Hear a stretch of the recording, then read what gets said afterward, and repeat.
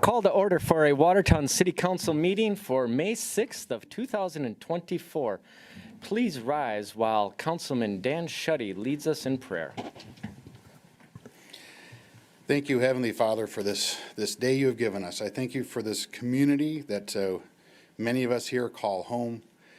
I thank you for the abilities that you give us, the wisdom, the knowledge, the skill sets that we all have to just to function in our own capacity, but also to come together as a city, Lord, as a community. And so we just come to you with thanksgiving tonight and just pray now for wisdom and guidance as we gather to decide on many different subjects tonight, but ultimately, Lord, that we can steer the city in the right direction. And so we thank you in Jesus' name. Amen. Amen. I pledge allegiance to the flag of the United States of America and to the republic for which it stands, one nation, under God, indivisible, with liberty and justice for all. Finance Officer Bob Zine, please call the roll. Okay. Bueller. Bueller. Here. Okay. Danforth. Here. Helene. Here. Jurgens. Here. Peters. Here. Chuddy. Here. Tupper. Here. Thank you. Quorum is established. Chair will entertain a motion to approve today's agenda, but with one change. We are going to pull item 10C, the golf cart ordinance discussion. We are pulling 10C. Motion made by Councilman Danforth, seconded by Councilman Peters. Any further discussion on that? Hearing none, the motion is to approve tonight's agenda. All those in favor, please say aye. Aye. Any opposed, say nay. Motion carries. Now is the time for open forum. If there is anyone here who would like to discuss something in front of the council that is not on tonight's agenda, now is your chance to do so. I'll close open forum. We'll move straight into item, let me make sure I got it, 9A. We have a very full agenda tonight, so we will try to move along at a good pace. Item 9A is an approval of an amendment number 2 with Rice Lake CMAR for the wastewater collection system and treatment facility improvements, project number 2317, and authorization of bid awards to proceed with various contracts at the designated pricing as outlined in the award letter in the amount of roughly $20 million for a revised contract of $20.8 million. We'll go to City Manager Mack to kick it off.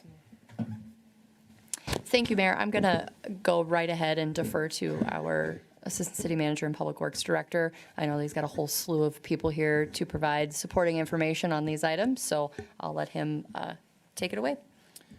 Thank you, Manager Mack. Thank you, Mayor. So, rather large agenda item here before the councils for their consideration to take action on tonight. This is it'd be the first formal contract award for the major wastewater treatment facility renovation project. If you recall, several months back, we have put the funding systems and mechanisms in place to carry out what was initially estimated to be about a $62 million project. And we've secured funds to that amount and have moved forward through the design phase. We have our consultant, HDR, who's here with us today. They'll help address any questions we might have. They're the consulting engineer, the civil engineers that have poured all the design work into the plans and specifications to carry out this wastewater treatment facility improvement project. We also, a ways into the process, decided to go the construction manager at risk project delivery method. So we brought on a CMAR. We went through a CMAR selection process, and through that process, we brought on Rice Lake. I believe there's a representation from their company here this evening too, and can help talk to any extent that we would like to hear from them. And then subsequent to that, we also brought on our owner's representative, Tegra, who's helped us with some other major capital improvement projects like the Wellness Center construction project some years back, and then most recently the Ice Arena project. Their owner's representative function helps aid the city in a lot of the project management duties, the CMAR process, and really just all cards on the table, accounting of each step along the way through the engineering, the value engineering that we go through with the design professional and the contractor. And then subsequent to that, We're not under contract with Tegra yet for the construction phase, but we would look to bring that forward here in the near future as well. So the action item before the council here specifically tonight has to do with some of our first bid award packages. These are what we would consider long lead time items. What we've done here is really a lot like what we did with the ice arena, where we knew we had long lead items like the roof and steel procurement on the ice arena. The same is true for this wastewater treatment facility project. We've got some pretty extensive long lead time for things like all the electrical equipment, some of the processing equipment, the mechanical or processing components within the wastewater treatment plant. Plumbing is another component that we wanted to have pinned down early on in the process here. So all collectively, as outlined in the agenda summary, we've got just shy of $21 million worth of work that we would like to award tonight for Rice Lake to pull the trigger on those subcontracts. I believe those are all subcontracts. I guess one or two might be performed by Rice Lake, but majority of them, if not all, are subcontracts to Rice Lake that they would then execute those agreements, move forward through those procurement processes that they have to go through to help ensure timely delivery for this equipment in order to keep the project moving forward in a timely manner. Any other highlights I'm missing here? I guess they'll come up through the discussion, I'm sure, but I would invite any of those folks to come forward either now or at your discretion, Mayor, and we can all help answer any questions the council might have. I would like to invite them up now if they have information that would be pertinent to the conversation ahead of time. They might be able to proactively answer questions before they come up.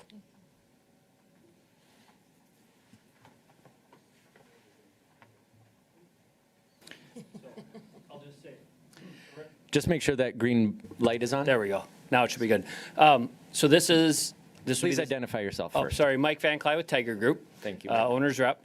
And this is the second amendment for Rice Lake's contract. And so this would put us at about $20 million out of what we would expect to be about a $48 million contract overall. There'll be a bid package a little bit later this summer to pick up the rest of the work. But as Heath alluded to, this is some critical path, long lead items that we really want to get our orders in on now. And they were all competitively bid, analyzed, and then awards were recommended based on the procurement laws that we needed to follow. So that was the process. Mayor, Director Von Eyck. I apologize. I need to also recognize City Engineer Peterson and Project Manager Marcy Luno are both in the crowd tonight too, the city staff that are helping manage this project. Robert Dari, the wastewater superintendent, was not able to be here this evening, but he's also an instrumental part of the project too. Thank you for recognizing the staff. Anything else ahead of time? All right. Council, I need a motion to approve the amendment and authorize the bid awards. Motion made by Councilman Tupper, seconded by Councilman Bueller. Let's open it up for conversation and questions.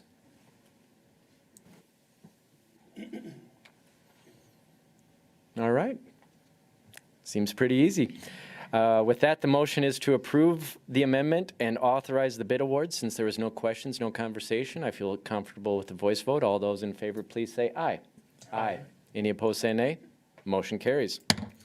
Item B is an approval of a professional services agreement amendment number 1 for the design of, treatment plant items, additional collection design and construction administration associated with the wastewater collection system and treatment facilities improvement with HDR Engineering in the amount of $4,800,000 for a total contract of $8,569,000. Director Von Eyck. Thank you, Mayor. If this one has few questions, I'd like to ask some myself just to make sure these guys are earning their money here tonight. So, no, we did discuss things at length going into these agenda items.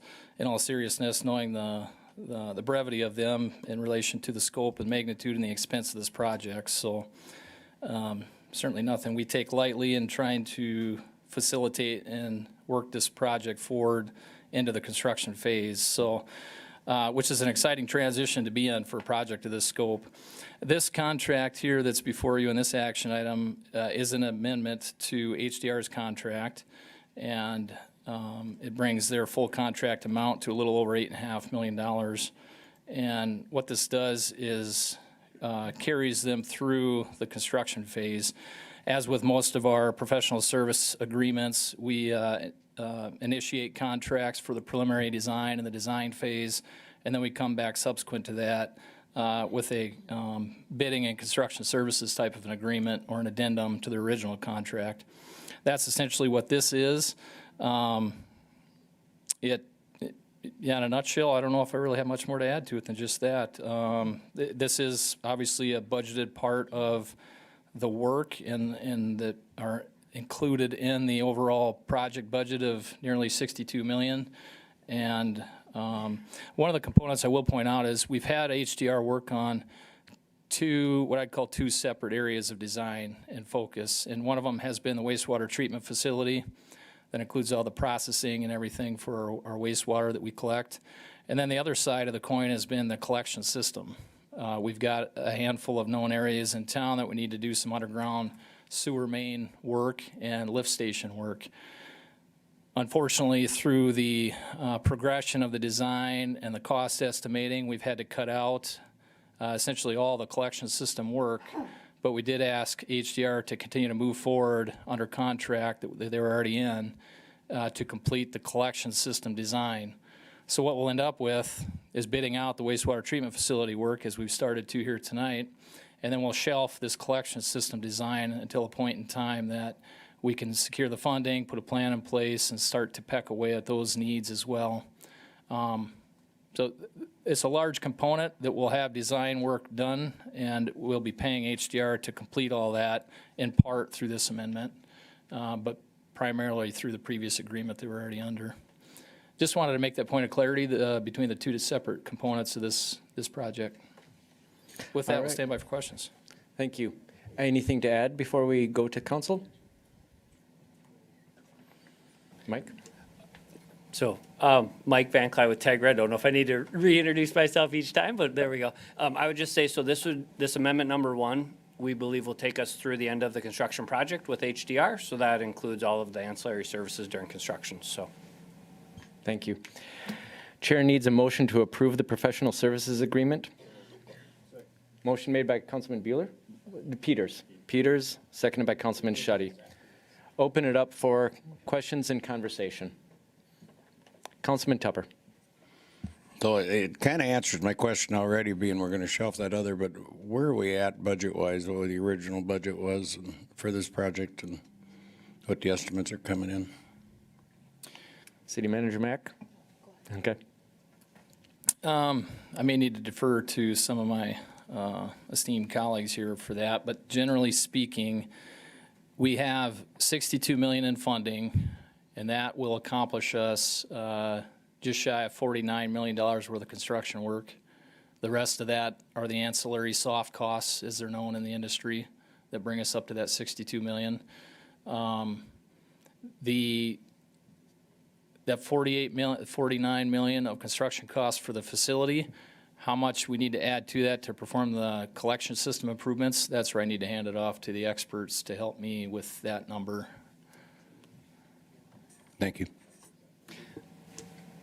So we can pull the exact number, but it's approximately 15 million for the collections. Councilman Bueller. Thank you, Mayor. Just something maybe for the public, I think that they should understand where we're funding this from. So I had to write this down, Assistant City Manager / Public Works Director, Heath Von Eye. Can you kind of explain where these funds are coming from, just for the public's knowledge? And actually, I'm going to divert that question to the city manager because. Oh, actually, man, all that I said. Okay, I won't steal your thunder, Councilman. Director Von Eye, The right move to do is pass it back up to City Manager Mack. I was just worried at first. I thought he was saying my title because that's where the funding's going to come from. I wasn't sure where he I was thought going that's with where he was going too. it. Manager Mack, I would defer it back to you. Well, thank you very much. So the city was awarded roughly $16 million in grants for this. Some of it came from ARPA, some of it came from a ARPA match, and then there were some grants on the state level. And then the remainder, so we have two separate SRF loans, one in the amount of just shy of 20 million and one at 25 million. And that's a state program. The interest rate on the first loan is 2.125%, and on the second loan, it's 3.25%. And the user fees are what cover those loan payments. Thank you, City Manager Mack. You're welcome, Councilman Bueller. Thank you. Any further questions or comments? I guess I'll open it up. Director Von Eye, Mr. Van Cly, City Manager Mack. There was a lot of technical conversation there. Why don't you just tell the people of Watertown what they get for this? How does this make life better for the city? Yeah, absolutely. Thank you for that, Mayor. So the wastewater treatment facility located on the south end of town, southwest of the mall. Some, maybe not most people are familiar with where that's at or what it does, but we collect and send all the wastewater throughout the city to that plant, and we're required under state permits to treat that to a certain level of criteria that are required by us through our state permits. That treated wastewater then, of course, gets released, discharged into the Big Sioux River, so you can imagine the level of scrutiny and testing that we have to comply with on a state and federal level in order to discharge to the surface waters of the state. So what this project does is it helps keep us in compliance for years to come. It's adding capacity, which means that as the town grows, we're going to generate more wastewater treatment needs through increased residential development, commercial development, industrial development, and the capacity of the plant will be able to handle that growth. Modeled for growth over the next, how many years, Michael? 20 years is what this improvement is expected to handle the additional capacity for. It's similar to what we did in the late 90s with the last major plant upgrade, and did the same thing at that time. It increased the types of processing that we used to keep us in compliance, but also increased the capacity at the plant. And yeah, essentially allows the city to continue to grow and keeps our plant functioning the way it needs to be. So better service for all current residents of Watertown, allowing for future growth and a better environment. Absolutely. All right. Sounds like a good idea to me. Councilman Tupper? I got a quick question for City Manager Mack. Are those 20-year loans? Those SAR loans, I believe? Yeah. Okay, thank you. So about the time we're at our peak where it's going to go, it's going to be time to start over again, right? Councilman Danforth, did you have something? I do, thank you. Is there a breakdown as to what makes up that $8.5 million? It's roughly what, 15% or so of total of the project, I believe, roughly? Well, what is it that makes that number up? Is that all labor of some sort, engineering labor, travel expenses, whatever it is? Yeah, this is Michael Johnson with HDR. Labor and travel expenses is part of it as well, traveling up for meetings. We're going to have, proposing to have someone on site during construction to observe construction, to make sure that it's built, the plant's built in accordance with the plans and specs. Shop drawing review back in the office, field orders, answering contractor questions during the course of construction. That's all part of it. And if you're looking at the 8 million as a whole, that includes design. So it's all labor with a few expenses associated to travel and Yes, stay. correct. What's the actual time frame when you put the first shovel in the ground or whatever until it's done? What time frame is that? I believe Rice Lake's planning on starting this summer and ending in fall of 2027. Is that right? 27? Yep. And so there'll be somebody here that whole time in Watertown? As long as the construction is ongoing, as long as the contractor's working, we're proposing to have someone on site observing them. Councilman? Any further questions, comments? Hearing none, the motion is to approve the professional services agreement. All those in favor will say aye, opposed say nay. Finance Officer Bob Zine, please call the roll. Okay. Bueller. Danforth. Helene. Aye. Jurens. Aye. Peters. Aye. Shetty. Aye. Tupper. All right. Motion carries. Motion carries. We're on to item 9C, an authorization for the city manager to apply for the Airport Improvement Program, AIP, and bipartisan infrastructure law, BIL, grants in the amount of $3.1 million for the egg spray hangar area and taxiway project with a 5% city match requirement. Director Von Eye? Yes, thank you, Mayor. This project has been ongoing, and as with any airport improvement projects, they initiate quite some time prior to a shovel being put in the ground. A lot of regulations to be followed, and then the funding mechanisms and the process we have to follow to coincide with those requirements. So we have been planning for expanding on the east side of the airport, be north of the old stone hangar location, for those familiar with that historic hangar building that's out there on the airport property. Be north of there, we're expanding what's known as the egg spray hangar area and taxiway project. This will help build out 4 future hangar locations for 4 separate egg operators. We've got one that's been waiting to move forward with hangar construction at the airport. We've had off and on conversations regarding that operator in the past in order to give him a means to temporarily operate as he has been the last 2 years in a row now. What this does, this project helps build out that area on the airport grounds in order to make a permanent home for not only him, but subsequent egg spray operators in the future. This project has then become part of our airport improvement program and the funding associated with it, and then also the bipartisan infrastructure law, otherwise known as the BIL grant money that we also receive at the airport. There's been a process to go through design of these improvements. Those designs have had to be submitted to the FAA for their formal checkoff and approval. And then there was kind of an awaiting period, as with any airport project, waiting for the FAA to give the formal approval, the green light, because they've received the funding. They've received authorization to use that funding. And so even though we've already applied for this grant money initially, it put us on the radar. Now that they've received authorization to spend it, we need to reapply. That's just part of the federal process. And that's what this is before the council tonight, is to solidify this funding to the tune of the $3.11 million of improvements. And that brings a total city cost share of about $436,000. You can see that itemized and summarized in the agenda packet item. The overall project costs of just shy of 3.4 million, and only a certain amount of those are eligible for this federal funding. And that is about the 3.11 million that we're applying for.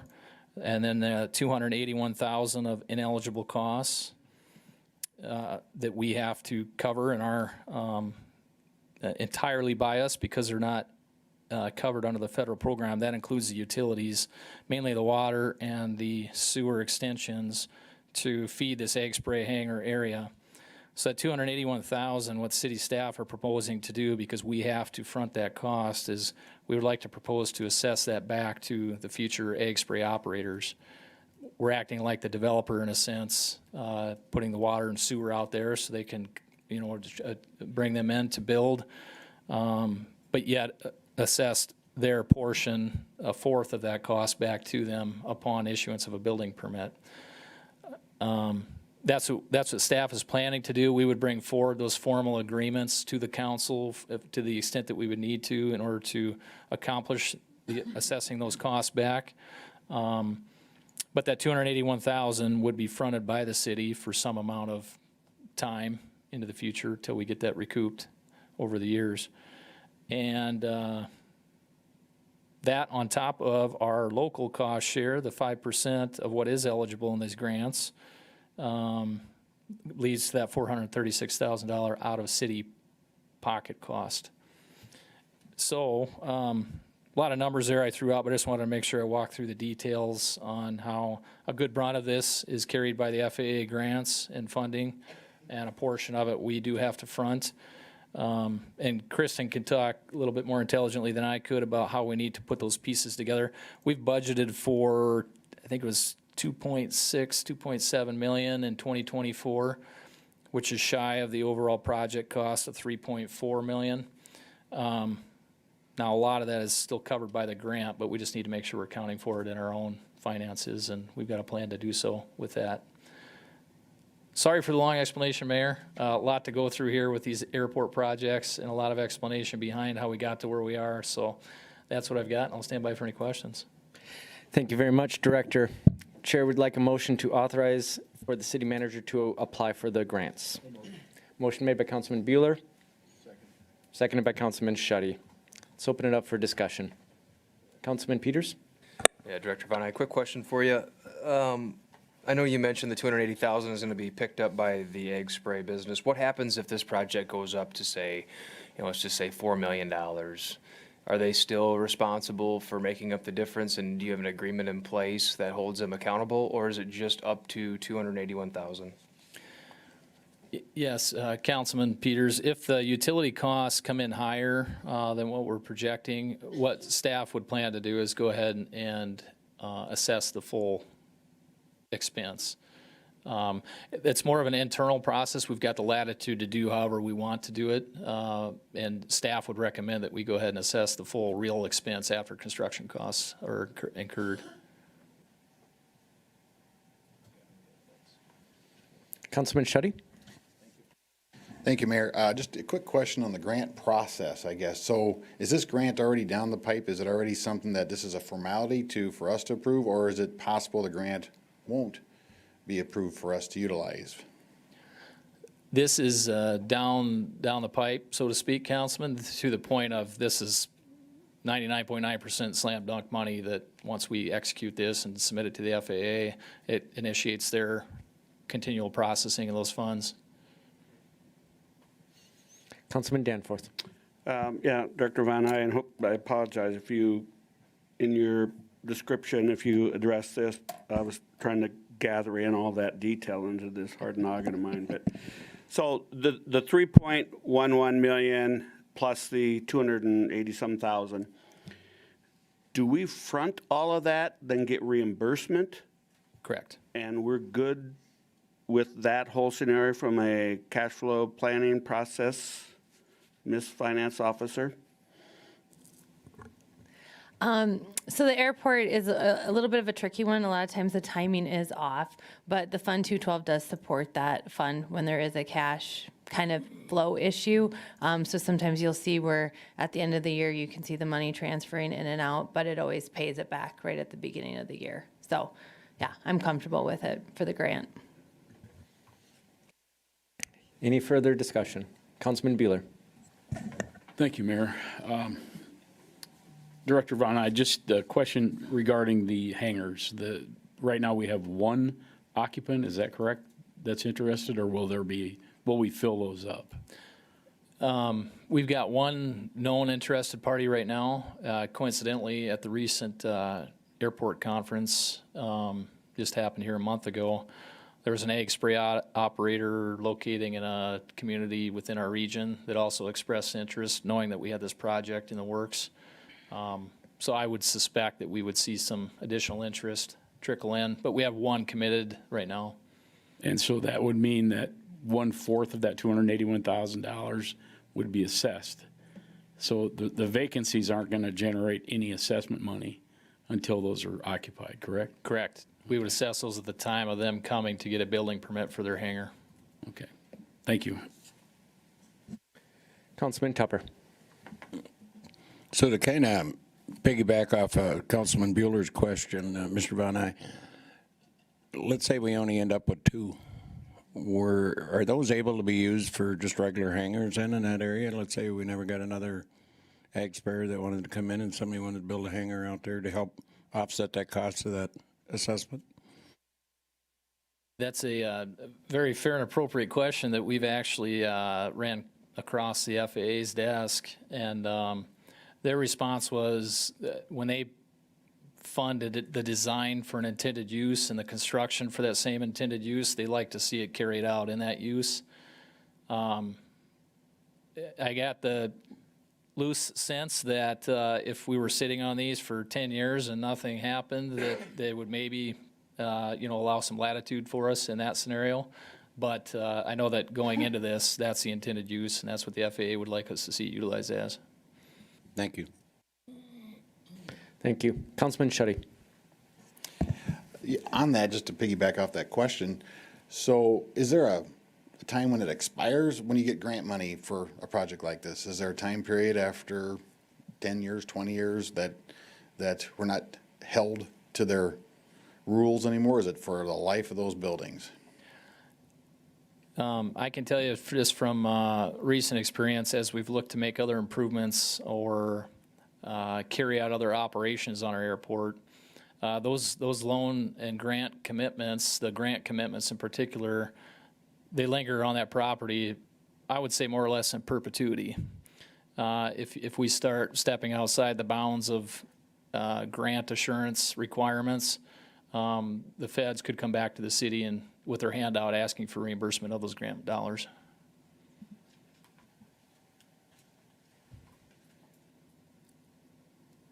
Councilman Shetty, looks like you're still pondering something.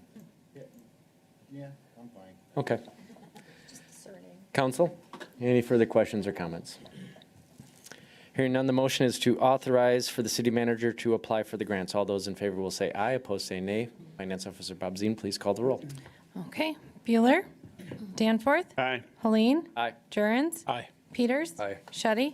Aye. Tupper. Aye. Motion carries. Motion carries. We're on to item 9D, an approval of professional services agreement amendment number 1 for bidding and construction administration for the egg spray hangar area and taxiway project with Helms and Associates in the amount of $334,000 for a total contract of $470,000. Director Von Eye. Thank you, Mayor. This would be similar to the amendment we just made for HDR on the wastewater project. Similar scenario here, except at the airport. Helms and Associates is our contracted civil engineer who've performed the design on this egg spray area. This amendment then brings them whole throughout the bidding and construction phases of the project. With that, I'd stand by for any questions. Thank you very much. Chair would like a motion to approve the agreement. Motion made by Councilman Tupper, seconded by Councilman Peters. Any questions or comments? Councilman Tupper? I don't know who's going to answer this, probably Director Von Eye. How much taxiway is this going to add to the actual airport ground? The exact Well, I mean, you don't have to be exact. but footage, no, Down to the inch. I was quick scrolling here, see if I had a map. So the taxi lane is adjacent to one of the main runways there. Again, if you can imagine where the stone hangar is, I apologize, I'm not seeing a map in a layout here, but it would be enough taxiway initially to cover the first egg spray area and potential second one, and then allows them maneuverability out to appropriately approach the runway. Future expansion areas would require a little bit of additional taxi lane work, but it's mainly to connect to the hangars. So it'd be like it's a short run of parallel taxiway to appropriately connect to the existing infrastructure that's out there. Any further questions or comments? Motion is to approve the agreement. All those in favor will say aye, opposed say nay. Officer Bob Zine? Bueller. Danforth. Aye. Helene. Aye. Jurens. Aye. Peters. Aye. Shetty. Aye. Tupper. Aye. Motion carries. Motion carries. We're on to item 9E, An acknowledgement of a bid award by the South Dakota Department of Transportation for the Lake Compesca Bike Trail 3A and 3B to Dunning Incorporated in the amount of $1.5 million. Director Von Aye. Thank you, Mayor. I do have a map for this one.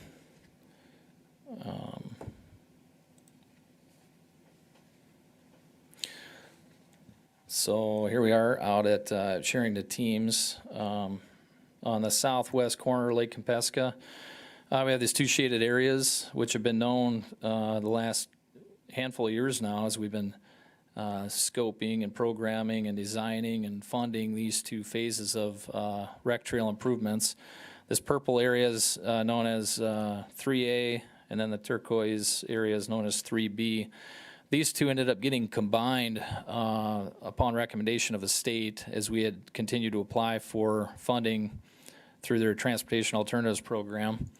And all that work has now progressed to a point where the design is complete and the state has managed moving forward with bidding because that's they're kind of the gatekeepers, if you will, of this design, bidding, and construction process because of this funding mechanism that we're leveraging. So they've got the bids and are recommending moving forward as proposed. So really, this is just an acknowledgement of that bid.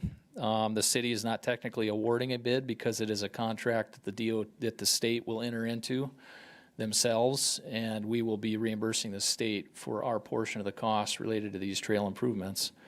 I can't talk specifically on the timeline for this, but I know they want to get started with construction here this season, and I believe it had a fall completion date. I'm looking at City Engineer Peterson, and he can certainly chime in at the table if we need him to in the questions. With that, I'll stand by for any. Thank you very much. Chair would like to entertain a motion to acknowledge the bid award. Motion made by Councilman Jurens, seconded by Councilman Peters. Discussion, council?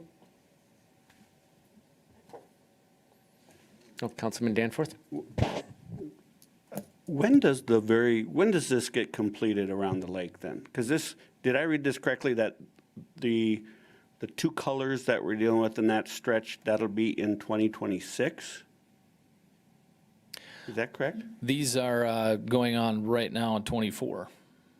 Okay, it references some completion of 2026. That's where I'm a little confused here. Is that the very, very south end? Yes. That we've applied for a grant there then? Yep. So that's what our hope then is, for a full completion in 26. Correct. Okay, all right.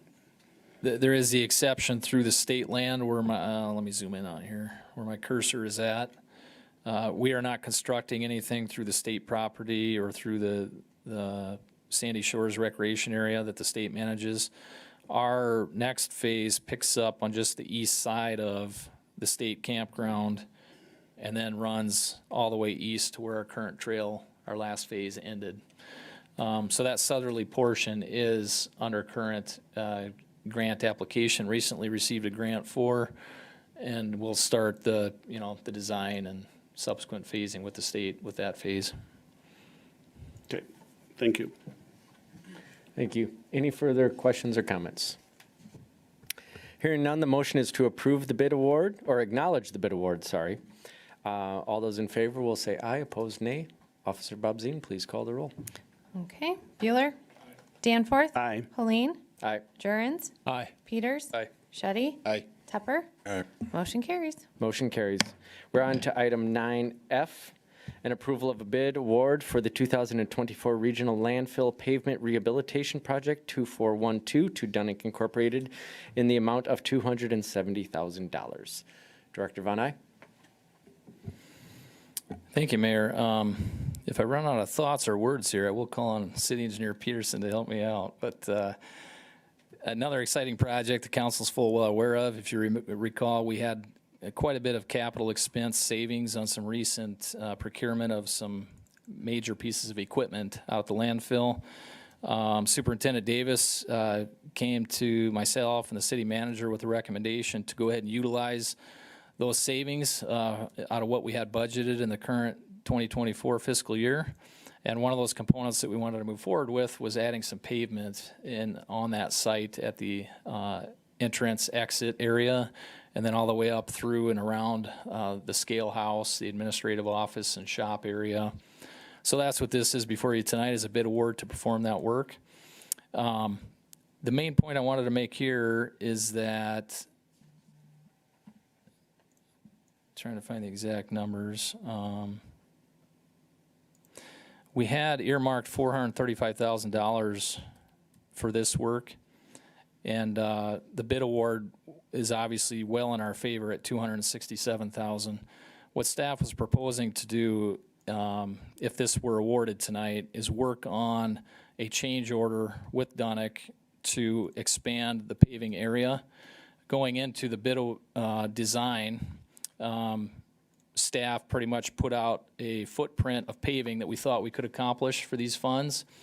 And due to the good pricing that we received, we would like to expand that paved area and still to be just as useful and functional as the initial paved area that is already included in this $267,000.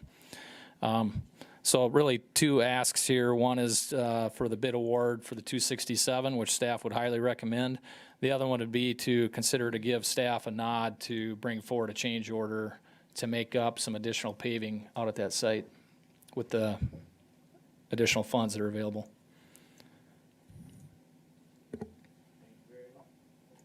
Thank you very much. Chair will entertain a motion to approve the bid award. Motion made by Councilman Shudy, seconded by Councilman Bueller. Open it up for discussion.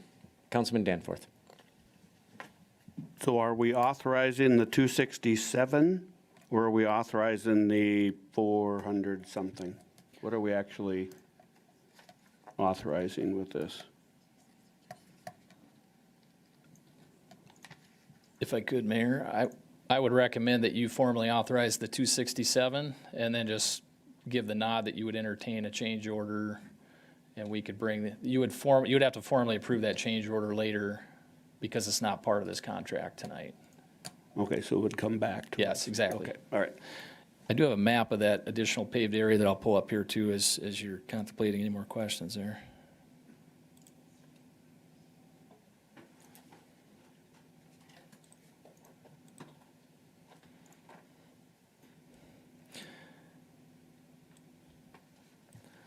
So the diamond hatched area here is what the initial plans included for paving out there at the landfill. The red hatched area is what we would look to enter into a change order with Dunick for. You can see that gets us fully around the scale that exists and some of the other area out in front of a lot of traffic that goes through here for the ingress and egress functionality of the landfill as a whole. Councilman, any follow-up? Councilman Tupper. Maybe I'm looking at this here and maybe I'm just not understanding it right. Is that going to be asphalt or concrete? Asphalt. Didn't we look at possibly doing concrete also? We did. We actually had a bid alternate for concrete, and it came in substantially higher. Okay, thank you. Any further discussion? Hearing none, the motion is to approve the bid award. All those in favor will say aye, opposed say nay. Officer Bob Zine, please find out how we vote. Okay, here we go. Bueller. Aye. Danforth. Aye. Helene. Aye. Jurgens. Aye. Peters. Aye. Shudy. Aye. Tupper. Aye. Motion carries. Motion carries. Council, unless there are any objections, I'm going to go off script here, and I know that we haven't finished item 9 yet, but we have a lot of people here for the public hearings. I would like to skip ahead to those out of respect for their time so that they can talk, and then we can spend the time that we need on item 9G as well as the items in 10. So out of respect for the time for the people who showed up to speak tonight, unless there are objections, I would like to move forward to 11A. So All right. moved. All right, thank you very much. I will do so, and we'll go to 11A, an application for a special event malt beverage retailer's license and special event retail wine license to the Watertown Area Chamber of Commerce for the Wine and Beer Walk on May 30th, 2024. Officer Bob Zine. Okay. Yours. Okay, thank you, Mayor. Yes, before the council is the special event malt beverage license. Wine Walk as stated, all fees have been paid, insurance has been provided for the event, and notice is published. We've had this event in years past with no hiccups. So if there's any questions, I can answer them. Thank you. Thank you very much. I will open up a public hearing. Is there anyone here who would like to testify on this item? I'd like to make it a note, if there are any questions, Tim Sheehan is over at the Goss holding a candidate forum. He said if there are questions, he can be over here as fast as he runs. So, yeah. But public hearing, is there anyone here who would like to testify on this item? I will close the public hearing, open it up for council action. Is there a motion to approve the application? Motion made by Councilman Tupper, seconded by Councilman Bueller. Council, any discussion? All right, hearing none, we're just going to do a voice vote for the wine and beer walk, which has happened many years running now, I think. All those in favor will please say aye. Aye. Any opposed, say nay. Motion carries. Item 11B is a retail malt beverage and South Dakota Farm wine license and video lottery license renewal for SSNC Incorporated, Midtown Smoke Shop and Casino. Officer Bob Zine. Okay, thank you, Mayor. Yes, before the council, on consent, you would have seen a bunch of renewals. The next, I think there's 4 of them, did have violations that require a public hearing by state law. So the one we're looking at right now is Midtown Smoke Shop and Casino. There was a violation, a sale to a minor during a compliance check in December of '23. All the fees have been paid and the notice has been published. If there's any questions, I can answer them. Thank you. Okay, so the next 4 are all violations that we are renewing. Chief Toomey, could I call you up to the stage? To the stand, sorry, whatever. Since all of the next 4 are dealing with the same things, I would like you, for the council and for the public watching and listening, to do a quick review upon the violation and how we work with the establishments to make things better going forward.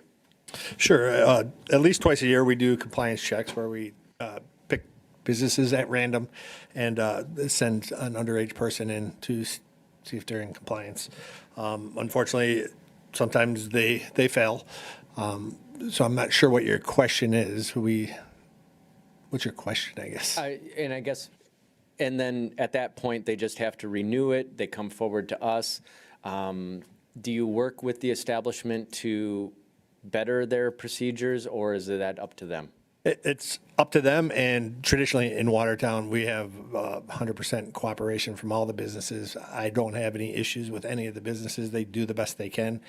They can't always depend on their employee to always make the right decisions, and I know they act quickly, and I have no issues with any of these renewals. And in short, none of these establishments are purposely trying to fail under any circumstances? Absolutely not. Okay, thank you. You're welcome. I just like making that clear for everyone watching and knowing, so.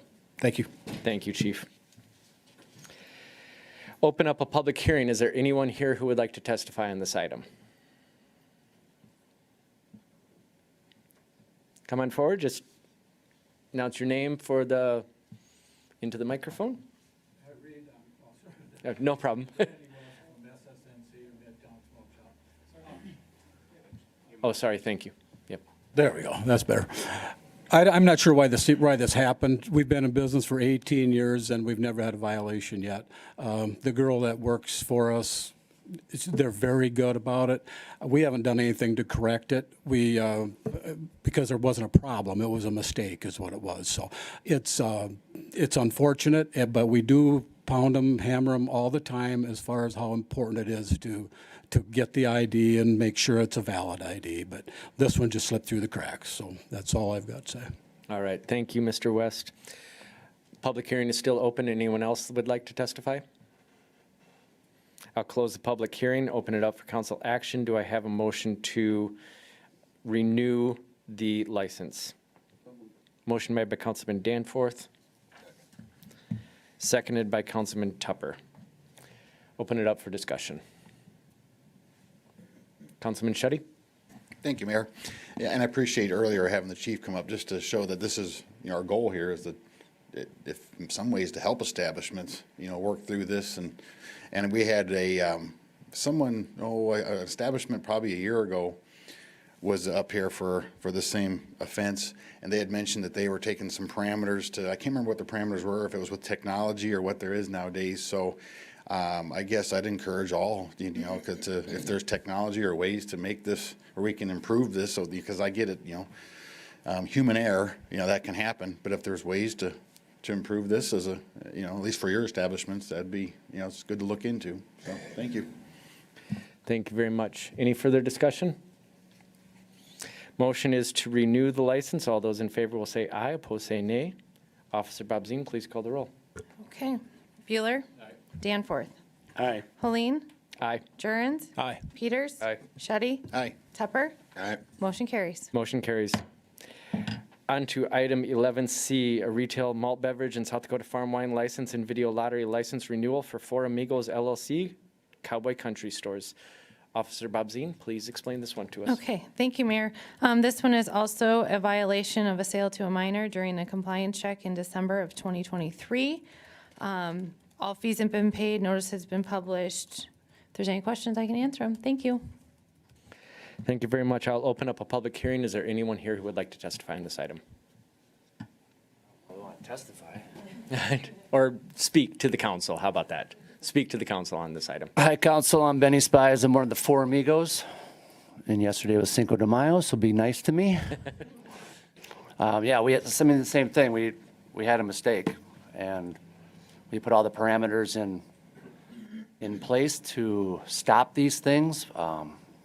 Technology, through the POS systems, through apps, through fax machines, through emails, through text messages, through phone calls. You name it, we do it.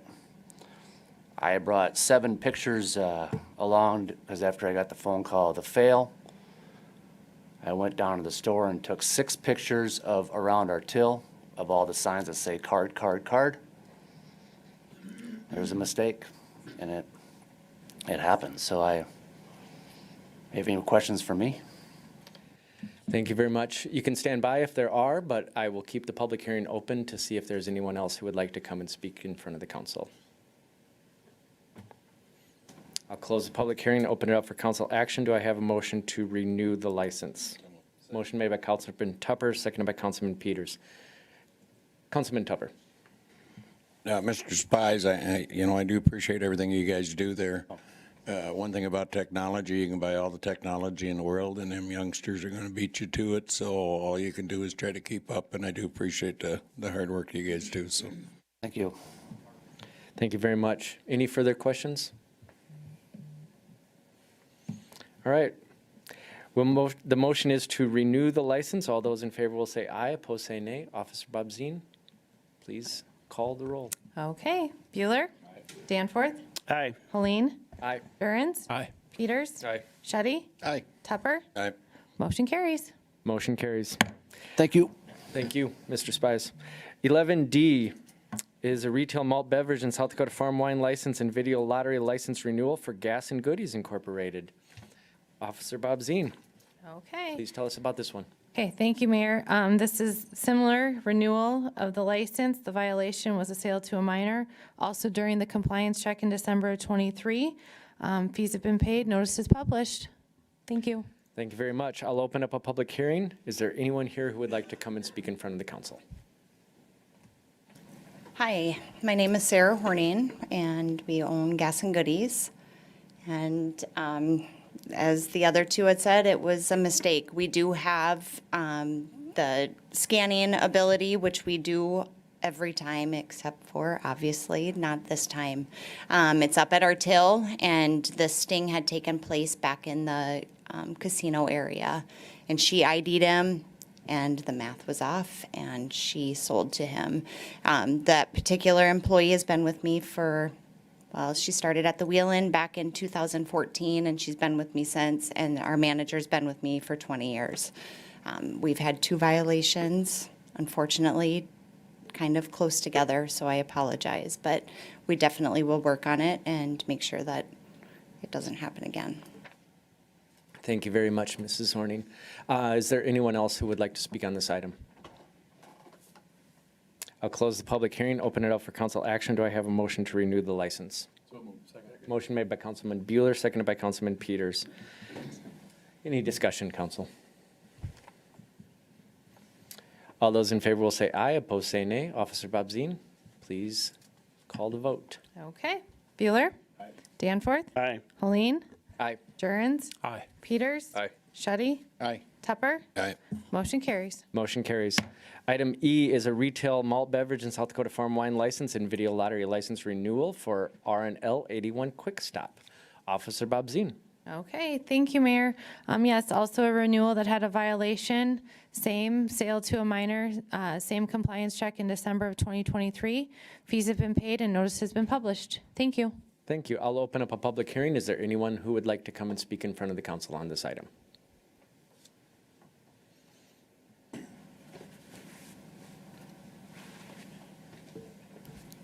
Yes, Larry Bachman, and same thing. The employee that sold, she cards everybody, and she did just misread it. But we do have a card reader installed now and working on that, so. About it. All right, thank you very much. Public hearing is still open. Is there anyone else who would like to speak on this item? I'll close the public hearing, open it up for council action. Do I have a motion to renew the license? Motion made by Councilman Bueller, seconded by Councilman Jurgens. Any discussion? Hearing none, the motion is to approve the license. All those in favor will say aye, opposed nay. Officer Bob Zine? Okay. Bueller? Aye. Danforth? Aye. Helene? Aye. Jurgens? Aye. Peters? Aye. Shetty? Aye. Tupper? Aye. Motion carries. Motion carries. I'd like to thank all the people who came and testified on these items. I know that that wasn't always the case. That happened to be the will of the council about 3 years ago. And I want to thank you all for coming down and being proactive and coming forward and explaining that. I think it very much helps the public and the council know that everyone's trying to do their best. It actually really helps to see the faces of the business owners as well, because you're just trying to run a good business and do your job to the best of your ability.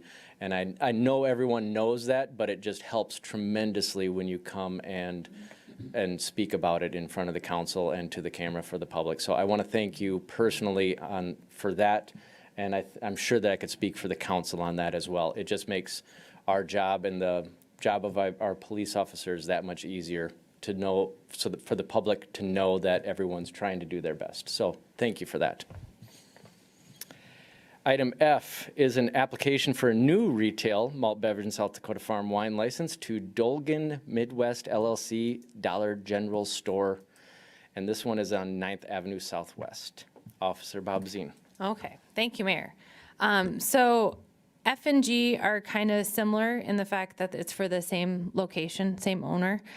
So this is a new retail malt beverage. With this one, all the fees have been paid, notice has been published. This one is zoned C3, which is an allowable use, and it was submitted to community development. That's all the approval it takes, and we did receive verification that it's correct zoning.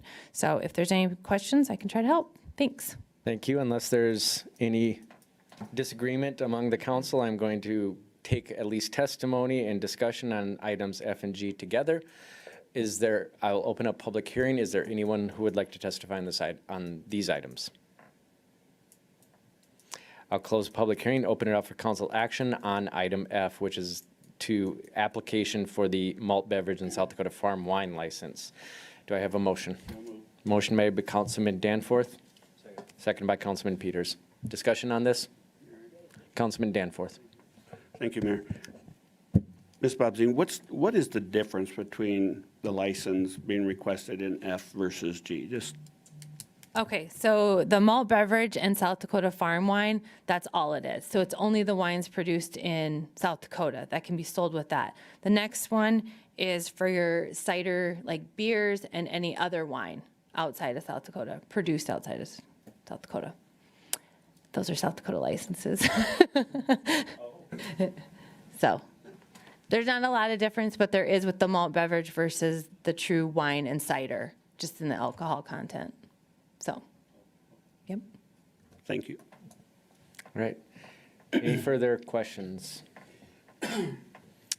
Motion is to approve the application. All those in favor will say aye, opposed say nay. Officer Bob Zine, please tell us how we vote. Okay, Bueller. Danforth. Aye. Helene. Aye. Jurens. Peters. Aye. Shetty. Aye. Tupper. Aye. Motion carries. Motion carries. Item G is an application for a new retail wine and cider license to Dolgan Midwest LLC, Dollar General Store. And we have already heard about this. Officer Bob Zine? Nothing further to add on this one, Mayor. Like I said, this is just then the white wine and cider license. All right. I'll open up a public hearing. I'll close the public hearing, open it up for council action. Do I have a motion to approve the application? Motion made by Councilman Danforth, seconded by Councilman Beeler. Any discussion on this? Hearing none, we're just going to do a voice vote. All those in favor of approving this application, please say aye. Aye. Any opposed, say nay. Motion carries. Item H is an application for a new retail malt beverage and South Dakota Farm wine license to Dolgan Midwest LLC, Dollar General Store, this one at 4th Street Northeast. Officer Bob Zine. Okay, thank you, Mayor. Yes, so H and I on this one will be for the same location, same owner. As stated, malt beverage and the South Dakota Farm wine. All fees have been paid. Notice has been published in the paper. This one was also, it was a little bit different. It's the one on 81. It was, actually did receive a conditional use in 2019, I believe. And then it was put through to community development who did approve it for this allowable use in this location. So if there's any questions, I can try to answer them. Thank you. Thank you. I'll open up a public hearing. Is there someone who would like to speak on this item? I'll close the public hearing, open it up for council action. Do I have a motion to approve the application? So moved. Motion made by Councilman Tupper, seconded by Councilman Peters. Discussion, council. Hearing none, the motion is to approve the application. A voice vote will suffice. All those in favor, please now say aye. Aye. Any opposed, say nay. Motion carries. Item I is an application for wine and cider license to Dollar General on 4th Street Northeast. Officer Bob Zine, anything? Nothing to add. Public hearing? Close that. Council action? Do I have a motion to approve the application? Motion made by Councilman Danforth, seconded by Councilman Peters. Discussion, council. Hearing none. Voice vote will suffice. All those in favor, please say aye. Aye. Any opposed, say nay. Motion carries. Item J is an approval of Resolution 24-11, necessity, actually, I'm going to go back now. We're going to go back to item 9G, an approval of a bid award for the 2024 Neighborhood Street Reconstruction, 7th Avenue Southeast, project number 2414 to Dunning Incorporated in the amount of $630,000. Director Von Eye. Thank you, Mayor. This is for that reconstruct that we've talked briefly about at prior meetings. Subsequent action item here in the agenda will be sidewalk assessment related to this same project. This is for 7th Avenue Southeast, and Dunick was the low bidder for that project, and it came in favorably in comparison to the engineer's estimate, to the tune of over $200,000 less than the engineer's estimate. So that was a good, favorable bid, and staff recommends approval moving forward with it. I would note all the sidewalk that was designed for this project is part of this contract, but I would note that depending on how the future or subsequent resolution of necessity turns out, we could simply change order out or not perform that work under this contract, even if it's awarded. So council could award this contract regardless of whether or not we want to proceed with the sidewalk that you'll decide later on this evening. I just wanted to make that point clear. That'll be easy enough to direct the contractor not to perform that work or change order that work out of the project if that's how the council decides to move subsequent to this action. Thank you, Director Von Eye, because that's what I did want to make clear is the sidewalk conversation is going to be the next item. This is just, picture this as the road and not the sidewalk, because we're going to decide the fate of the sidewalk later.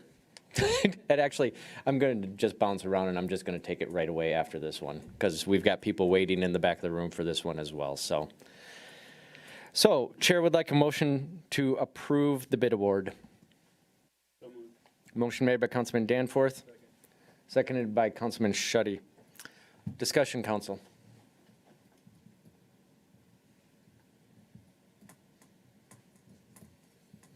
Hearing no discussion, I'm going to do a roll call vote on this. Officer Bob Zine, please call the roll. Okay. Bueller.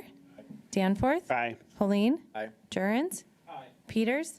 Shetty. Aye. Tupper. Aye. Motion carries. Motion carries. Now we're going to go to item 11D. Thank you for bouncing around with me. Oh, no, not 11D, 11J, sorry.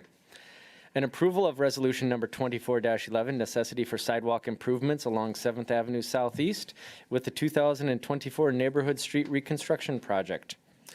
Director Von Eye.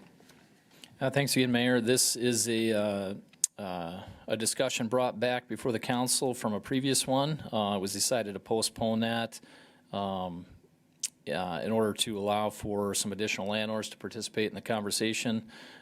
Staff went ahead with the formal required statutory processes of re-notifying the adjacent landowners of the potential assessment and the resolution of necessity that would be before the council tonight.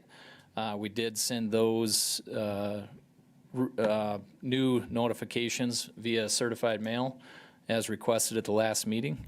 And City Engineer Peterson and I could stand by for any questions, but essentially this would put in place the assessment of the costs for the sidewalks along 7th Avenue Southeast and put those costs onto the assessment rolls for the adjacent landowners.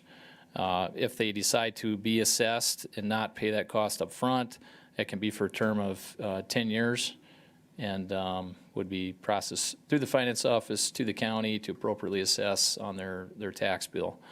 The city does have a cost share in public sidewalk, and in this case, I think it reduces the cost from $50 a foot down to 30-some bucks a foot, speaking in general numbers. So it saves about $20 per linear foot off of that 5-foot wide sidewalk to the homeowners because of our cost participation.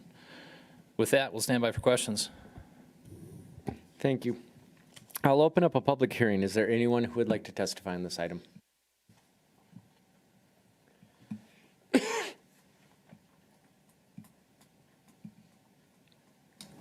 Good evening. Thank you. Just please identify yourself. My name is Richard Betker. I own a business on the south side in the 200 block of 7th Avenue. I have some concerns about how that's going to affect me receiving product and getting product out when the street is done, as well as the sidewalk. And I also have a question about the sidewalk itself. I have 82 feet of concrete driveway now. Does that concrete driveway get damaged when they put the sidewalk in? I will hold on to that question and let you continue your testimony. I guess that was my main concern, and if the street is going to get moved, which way it's going to get moved. I've heard that it's going to get shifted one way or the other or made smaller. Biggest concern is what happens to the existing driveways. Thank you, Mr. Bedker. I It's will been- hold on, and please stay around, obviously, because I will ask the question later. I just like to know, because sometimes there are multiple questions along the same line, and then it allows us to answer the same question that is asked multiple times once in an answer. And is a sidewalk really necessary on both sides of the street? That would be another question I would have, and mine being commercial property. I know a lot of the commercial property in town, the sidewalk is right next to the street. And right now, the driveway that I have, it's a real nice place for the city plow to put a lot of snow when they come by. And fortunately, I have a Bobcat, and whether it's a driveway or a sidewalk, the snow would still go there, so, Thank you. okay, And please do stick around. I will. Yes, thank you. Any further testimony?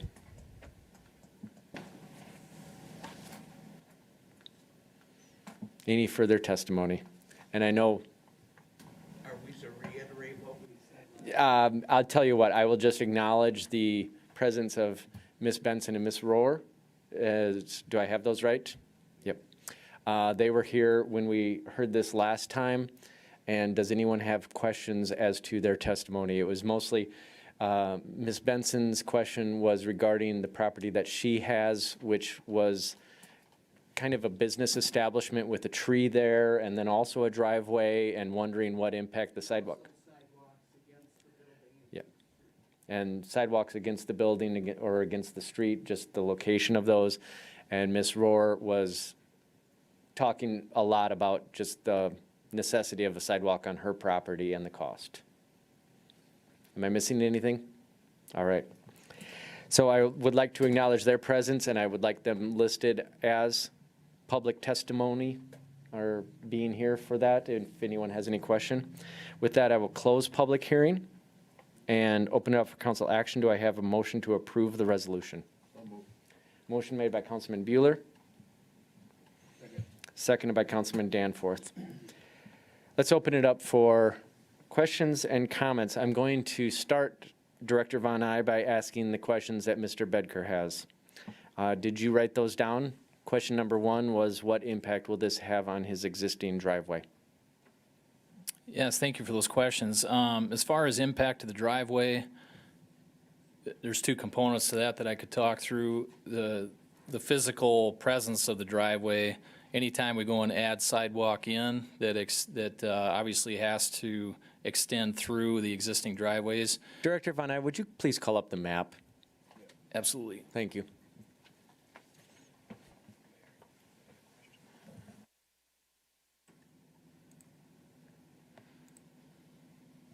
I apologize for interrupting. No problem.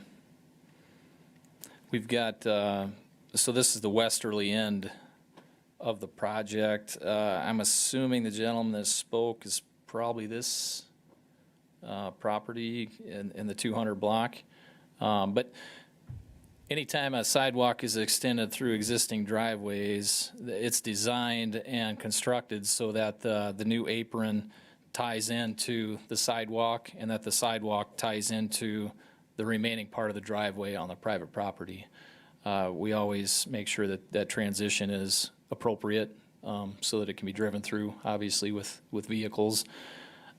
So that's what I would call the ground level impacts and how that's all tied in. We make sure the grades work and the slopes work and it all ties in well.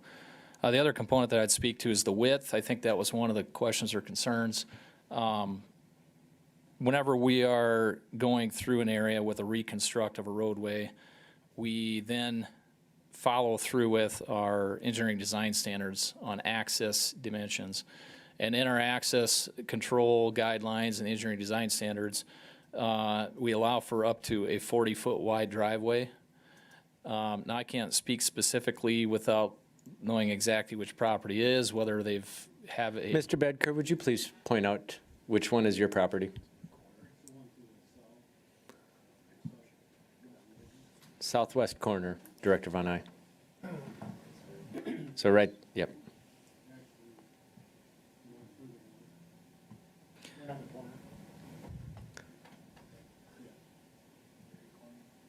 Yeah, I think that's what he's working on. So the impacts to this driveway would be pretty nominal, if any, as far as width is concerned. Your width of driveway there today would be what's there after construction is over with. There will not be any impacts to the driveway width on the west side, with exception of maybe a few feet. It looks like this curb return has to wrap around appropriately. But for the most part, everything on Second Street will remain as is, if that helps address. Mr. Bedker, would you please come up to the microphone? Director Von Eye, as he's coming up, is there going to be any change in the material between the material Mr. Bedker has on his property and what will be put in? No, generally we try to match like materials from what's existing to what we put back in place. Sometimes there's an improvement in those materials because we like to put in a concrete apron through the right-of-way portion. Sometimes that doesn't exist, sometimes it does. But we try to replace the boulevard portion between the back of curb and the sidewalk with concrete. Okay, Mr. Bedker, I asked you to come back up because you were talking about different areas of driveway, or? I have 2 driveways. The first driveway is a driveway into the business itself.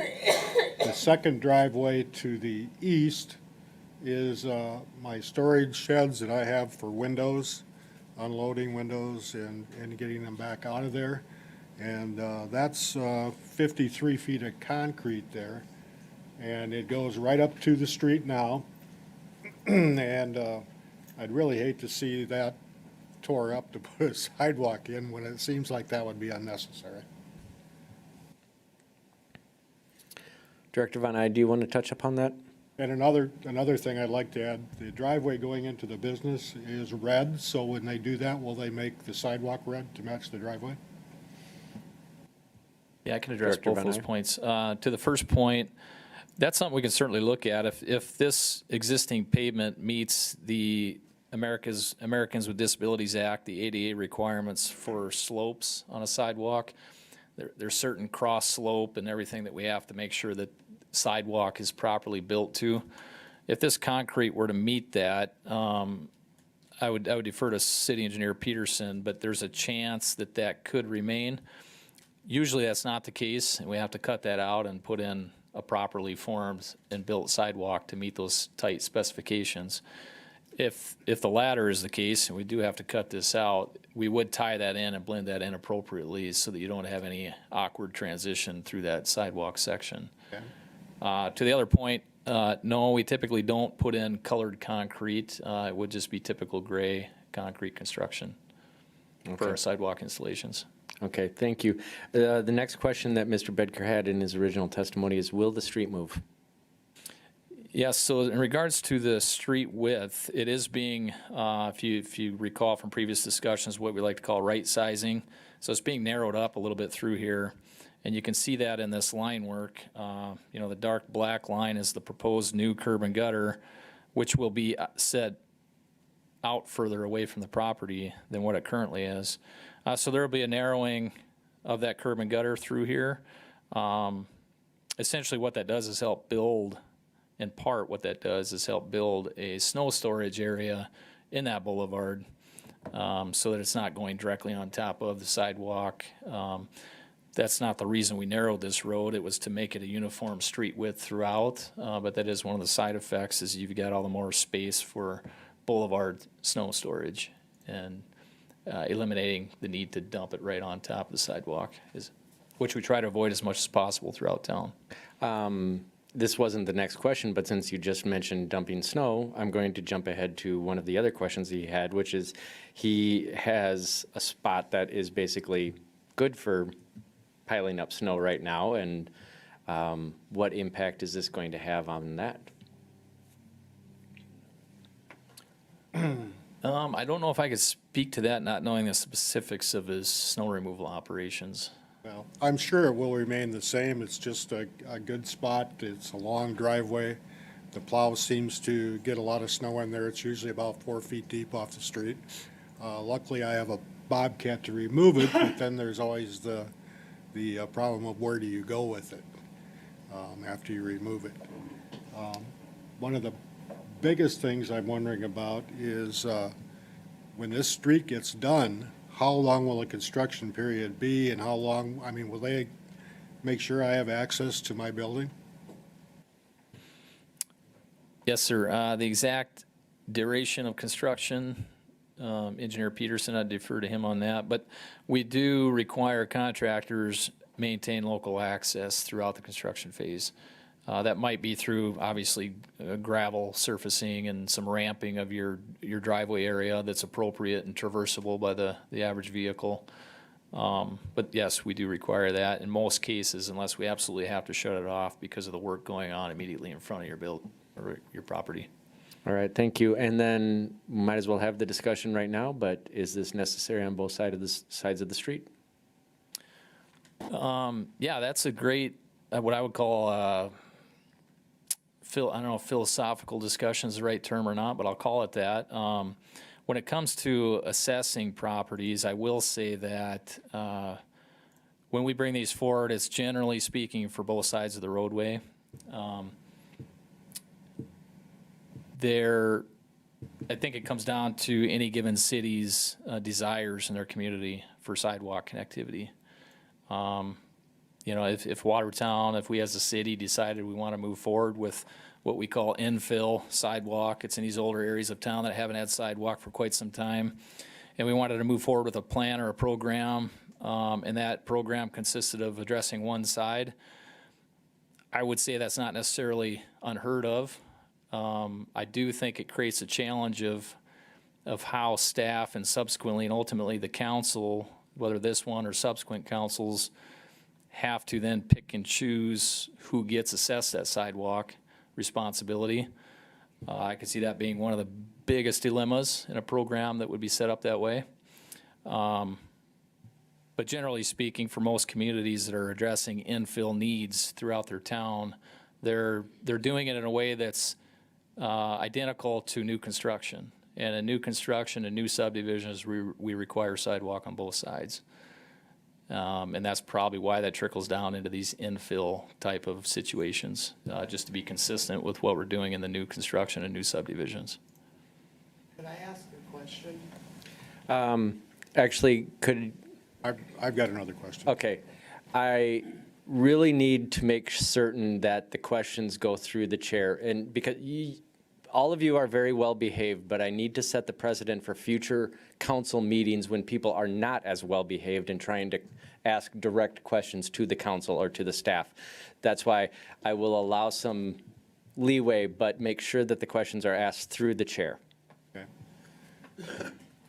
Question would be on the new street, on the curb and gutter, is that assessed to the property owner as well, even though there is curb and gutter there now? Curb and gutter, new curb and gutter, is that going to be assessed to the property owner? No, there'd be no cost assessments for that. The city funds that in full. Okay. Thank you. Ms. Benson, would you like to come up to the microphone?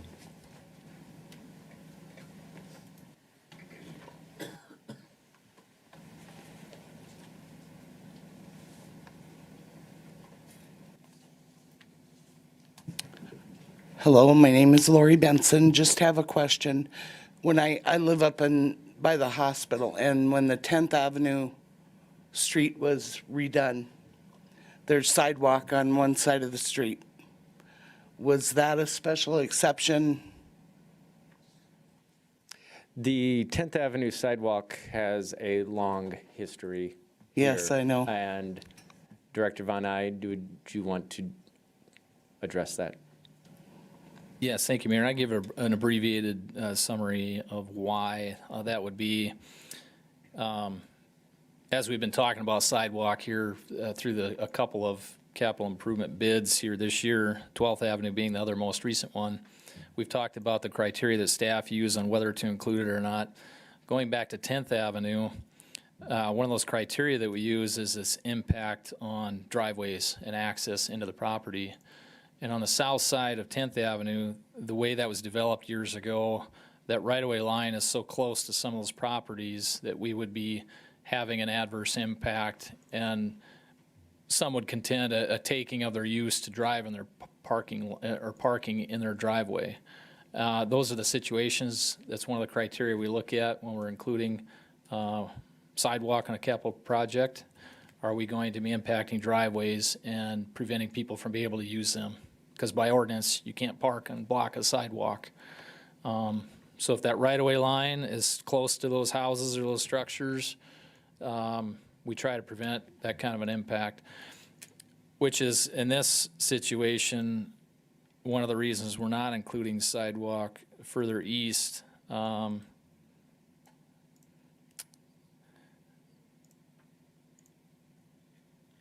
That I appear to not have a plan sheet for some reason. I apologize. But in front of the old inn there. The Drake is the Drake. Next to my building. Yeah, it's off the map here. But if you recall, there's several perpendicular parking stalls there. If we were to run sidewalk through that, we'd be effectively depleting their ability to use that parking. So we are not running sidewalk through that segment. That's some of the logic that was applied on 10th Avenue and why it was only installed on the north side. Okay, and then just one other question. There was talk of discussion about there being sidewalk up to Third Street and going further west, it not happening, and talk of looking at maybe combination of projects down the road to bring everything into continuity, to have sidewalk here, here, here, and here. Councilman Shoddy, I know that that was your topic a couple weeks ago. Would you like to talk about that? Well, sure, yeah, that was just a question of mine was, and this is probably more of, I suppose, a strategic plan for us, maybe as a council, for future sidewalks.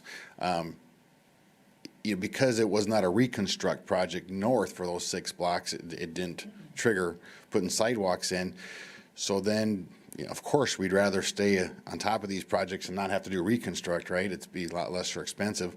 Well, if our smallest percentage is reconstruct, that means, and we don't trigger sidewalks on the other projects, then we really only are putting sidewalks in just weird little segments like this, a 3-block section, but then there's a half-mile, 6-block section to the west where there isn't sidewalks. Okay. Because it was done last year, but it wasn't a reconstruct, it was just a resurfacing.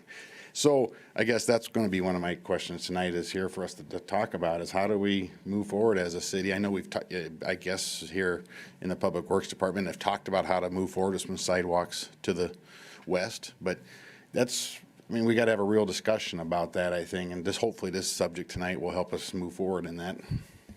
And I'll first make sure that Ms. Benson doesn't have any other questions, but then we'll go to yours. I did want to ask just one for clarity, because right now we have the curb and gutter on the south side of my building.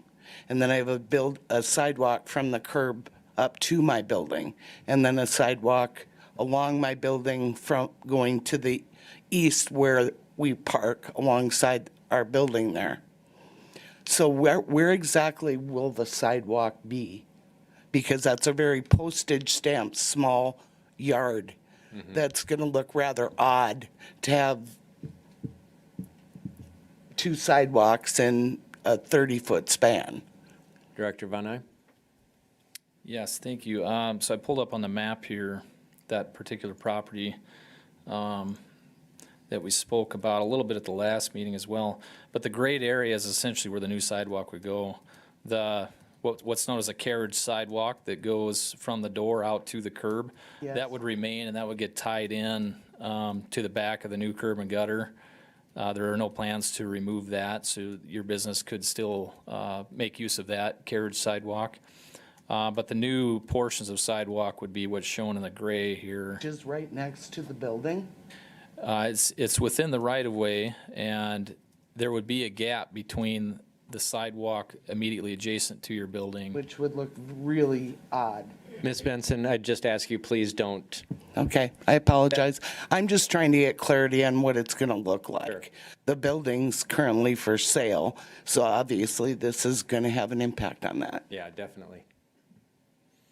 If I could, Mayor. Director. Just a couple thoughts to that, because City Engineer Peterson and I were talking about this exact same concern of yours, and the 2-foot, 3-foot remnant strip of grass that will be between, I think there's about a 36-inch, it's a narrower sidewalk right immediately adjacent to the building. Yes, it is. Some of the initial thought was to let that be used. The primary concern with that is you're pushing the public pedestrians onto private property and right up against that building. So we felt it was appropriate to design and plan for the public sidewalk to be in the public right-of-way.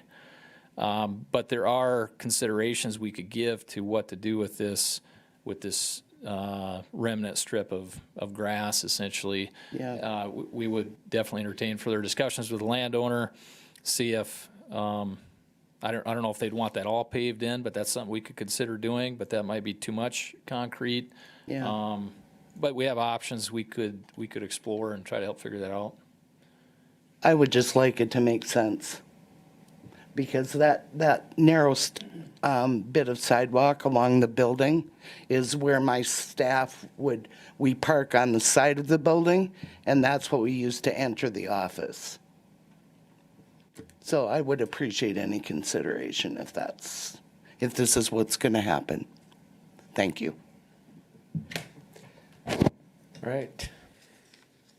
Councilman Shoddy. All right, thank you, Mayor. Okay, so yeah, I do have a few questions just to get some feedback from colleagues here.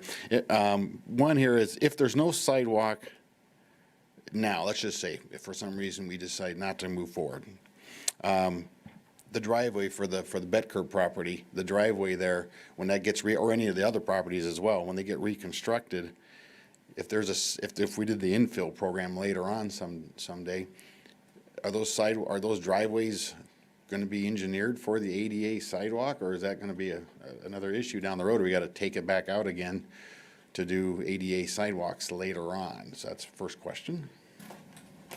Director? That, I would say what we typically would do is, if we're not putting a sidewalk in, is we would just do it the most cost-effective way, which is just to match grade in as is, where is with that current driveway. That's not to say we couldn't build in that short segment of sidewalk. That's essentially what we would be doing in order for it to be what I'd call sidewalk ready for the future.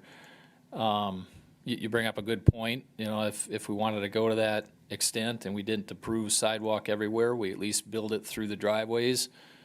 That is an option, but typically, no, we wouldn't do that. We would just tie the driveway in as is, where is, to the new street grade.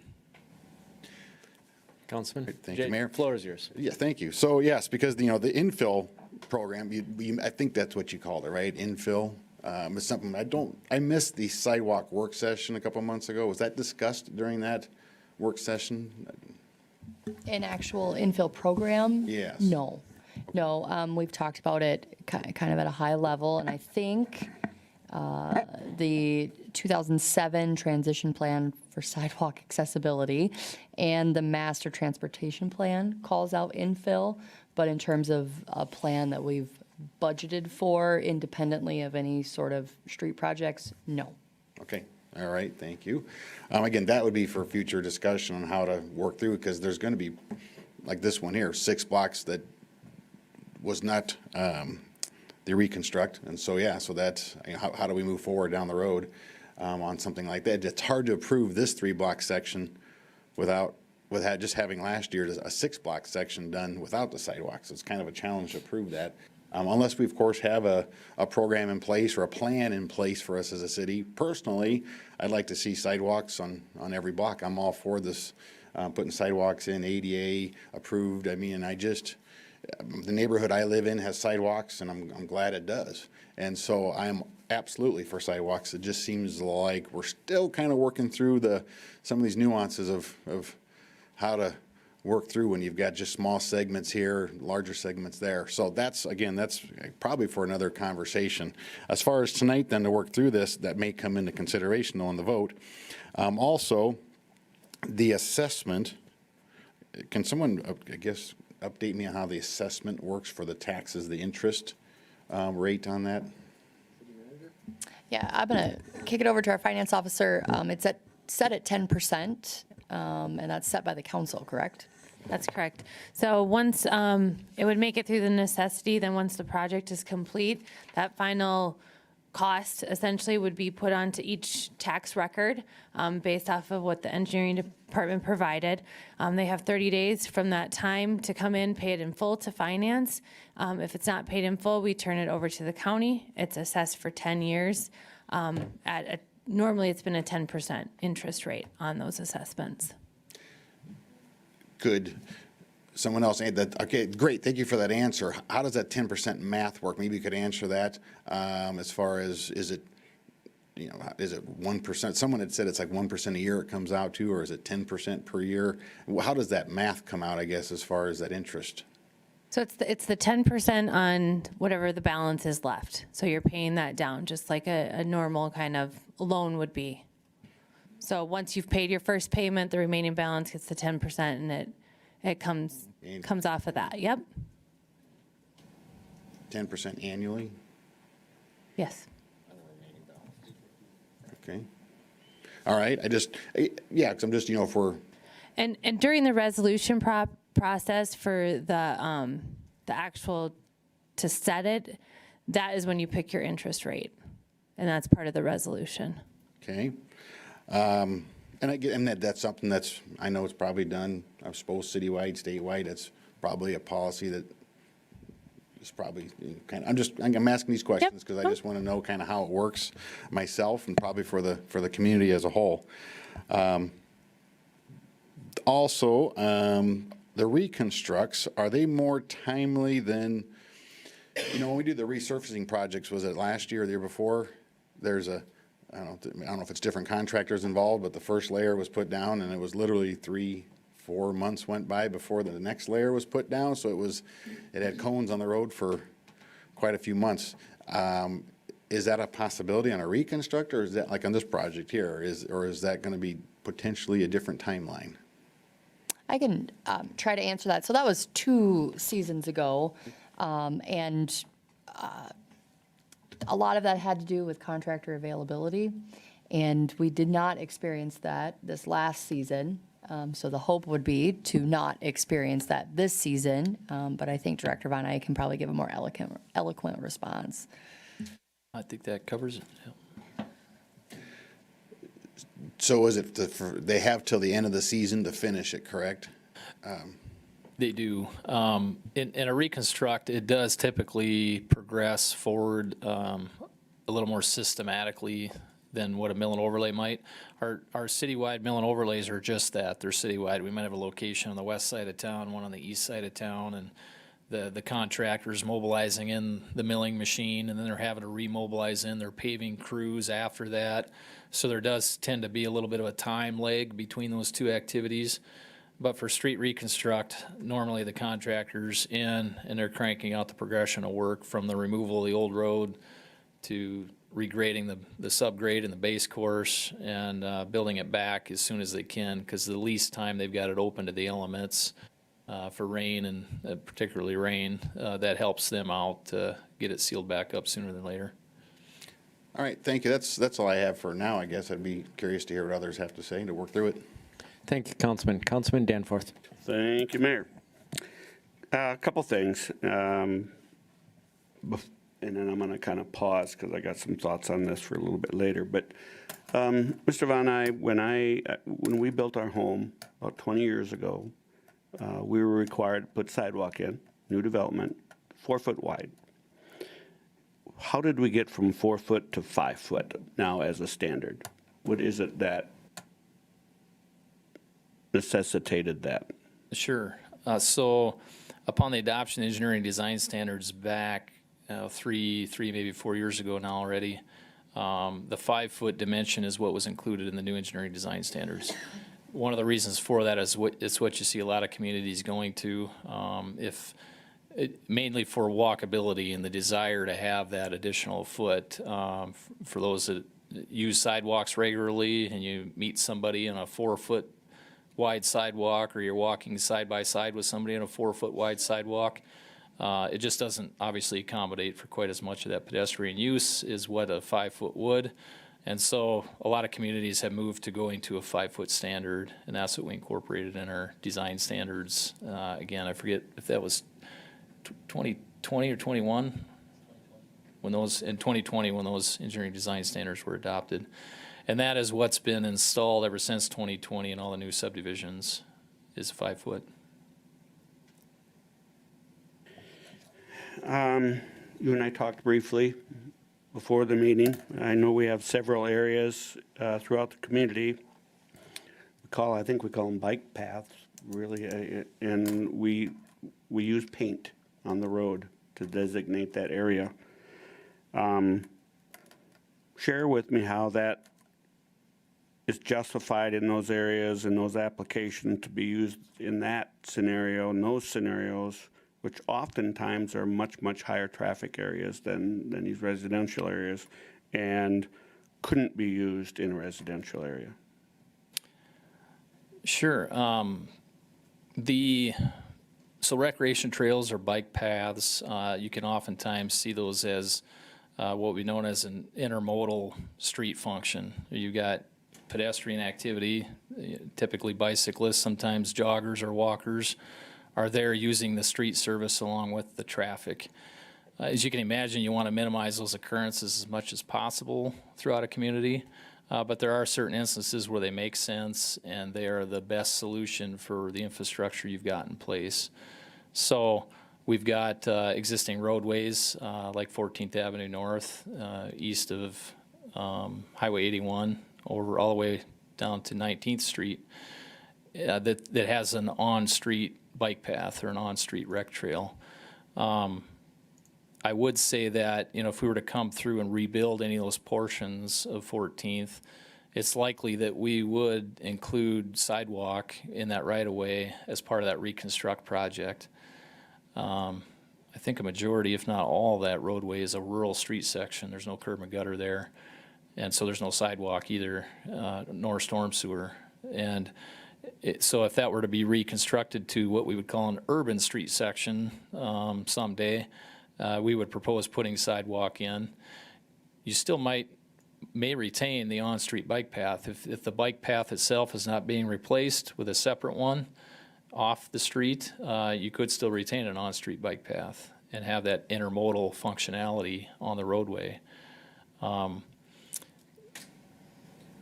And Park and Rec Director, who's also in the crowd here, I'd put him on the spot, but he could speak more intelligently to bike paths and their functionality and how that varies and differs from a sidewalk use. But there is a difference in my mind in the engineering world or the development world. Your bike paths are at least typically 8 feet wide, sometimes 10 to 12 feet wide, depending on where you're at and what they're being used for. But of course, you have the bicyclists, the rollerbladers, the walkers, the runners. There's a whole multitude of uses that can be put towards those recreation trails. And your sidewalks are typically seen as your residential connectivity within your neighborhoods. Typically want to discourage bicycle use on a sidewalk, for example, because of the conflict that raises with the pedestrians that are walking on that sidewalk. And so, I don't know if my rambling helped you at all, but trying to at least... They're not intended to replace a sidewalk unless along, I can never remember that road. The one from 19th where American Bank and Trust is going eastward. On 14th Avenue? No, on First Avenue. Oh, sorry, Willow Creek Drive. Willow Creek Drive. There's actually kind of a combination on the south side of that road, combination bike path / sidewalk there, along there. I think it serves dual purpose. Would that be fair? Yeah, I'm guessing. I believe you're The intention accurate is there. The one exception, on the north side of the cemetery, that does have curb and gutter there.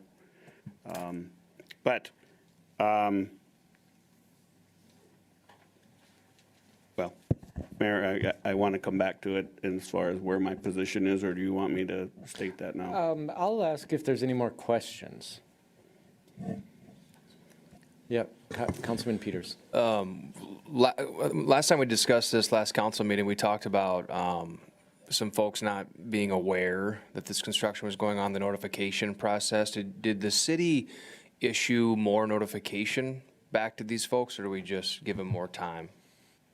Just a clarification. We went through the formal public hearing process, so re-notification occurred. Did you guys do more outreach since the last time we met? Not, Okay. no. I was just curious. Thank you. The one change we made is we sent the new notifications for this public hearing via certified mail. State statute allows it to be either first class or certified. It's been the city's policy the last handful of years now to do it first class. And because of, I believe, a resident or property owner had not received that first class notification, we then went back after the last council meeting and sent them certified mail. That was the only change we made. Any further questions? Councilman Jurens. Councilman Danforth and I chatted about this prior and wondering if there are any, to resolve some of these issues, if there's any way to contact homeowners and businesses along these routes more than 2 or 3 weeks ahead of time, but maybe more like a year. I know we have a grid, and we sort of know when we're going to be doing this, but this is a heavy burden on some of our residents, if not all of them, and wondering what we could do to resolve some of this burden. City Manager Mack? Thank you, Mayor. Thank you, Councilman Jurgens. It's something that we have discussed internally. I cannot speak for this project specifically, but I know with 12th Avenue, we did an introductory letter a couple of months prior to any formal notification about the public hearing and such. But what we have discussed really relates to the budget process. And so when we bring forward a budget for your consideration, we would have identified pretty specific projects, which at that point would start the public discussion process about upcoming projects in the next year. Part of the desire to have a public information officer was to help do just that, share information differently with the community. So whether that's, public information sessions on different projects, if it's a spring or summer open house on what's going on with the projects, there are certainly lots of options for us to explore. Councilman Jurgens? Quick follow-up, first to comment, but that doesn't give homeowners a chance to market, make financial decisions based on the upcoming expense, and just wondering if there is a way for, without a ton of staff involvement, to give the public an idea of, hey, this is kind of our plan. It's not set, it hasn't been approved by the city council, but we're heading your way. We're heading your way. Now it's time to start making plans for your cost share. Maybe you can't afford it. Maybe it's, maybe you put it up for sale, maybe you don't, but at least something. It just seems quite a burden on certain residents. Thank you. Thank you, Councilman. Any further questions? Councilman Shetty? All right, thank you, Mayor. I missed one earlier, so I have a question on the Betker property, the more the storage unit that's 53 or 50-some feet wide, the white roof on the map there. What's the distance from the, I guess it'd be the southern edge of the sidewalk to the garage door? Does that show up on these diagrams? That dimension does not show up directly. City Engineer Peterson? Thank you, Mayor, Councilman. There's a minimum of 20 feet will be between that garage and the sidewalk. That's kind of a standard minimum that Yep. we go by? Yeah, I don't know exactly what it is here, but we'll exceed 20 feet, I think. Okay, all right, thank you. Yeah, I guess the other one is, depending on where the vote goes this evening, that more for future, that we can build off this conversation tonight. But what if let's just say, what if the sidewalk didn't pass tonight, and we decide in the next year a plan, an infill program or something? We've already approved the street reconstruct project. Can we adjust that for, the sidewalks? Let's say if we decide, hey, we may be doing sidewalks down the road. Is that a major undertaking to change that bid to where it's adjusted for ADA, type of can that be adjusted after it's already been approved earlier this evening, I guess is my question. Director Von Heye or City Manager Mack? Councilman, are you referring to the segments through the driveways? Right, the driveway right now, the cheapest way will be going right directly to the street. Well, what if a year or two or three from now we decide, hey, let's start doing a program like that where we're putting more sidewalks in, but yet now we got to redo some of these new driveways. Is there a way to adjust, like on this one here, for example? Is there a way to adjust that? I'm just trying to think pragmatically through that in the construction side and with the contractor. In order to do it, if I understand the intent behind your question, we would essentially build that segment of sidewalk through the driveway, so it's ready to just be plug and play later on with the sidewalk outside the driveways. And in order to do that, we would essentially be building. It'd be a lot less, but we would be building a length of sidewalk through each driveway which in my mind begs the question, do we want to assess that portion still to the homeowner because it's part of the sidewalk network that they'd otherwise be getting assessed for? Or just do that under the city project? Because it does cost more, to answer your question, and it does take more coordination with the contractor to accomplish that. It's just a matter of if we'd want to, who's going to front that cost, and how would you desire as a council for us to carry that out? Right. Councilman Shetty? Yeah, thank you for that, because, yeah, I got a sense that we probably will be having more discussions at work sessions or our 3-on-1s with city manager about this, about how to come up with a game plan, and so that's why I'm just kind of thinking ahead here. Maybe on this one we don't incorporate it, but was kind of thinking for future how we go forward. Thank you. Any further questions? Councilman Danforth? I know that we have used as a tool in new development areas the waiver of right to protest that we have.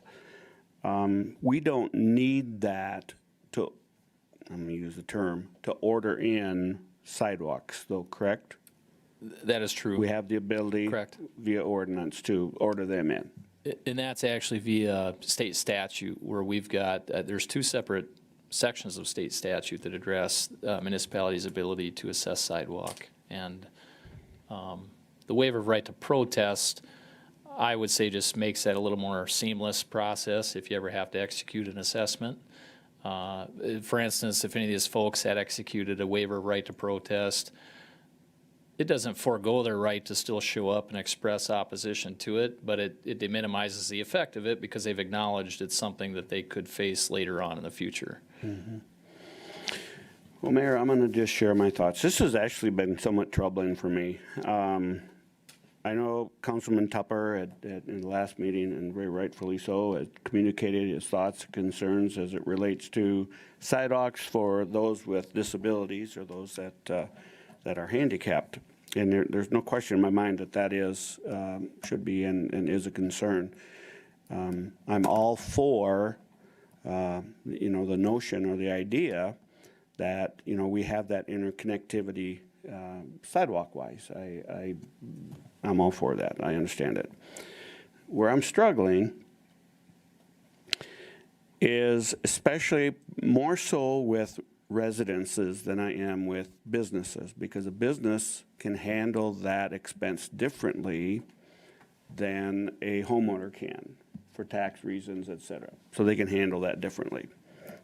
The only time for a homeowner, in most cases, is maybe it adds some type of value to a property if you sell it.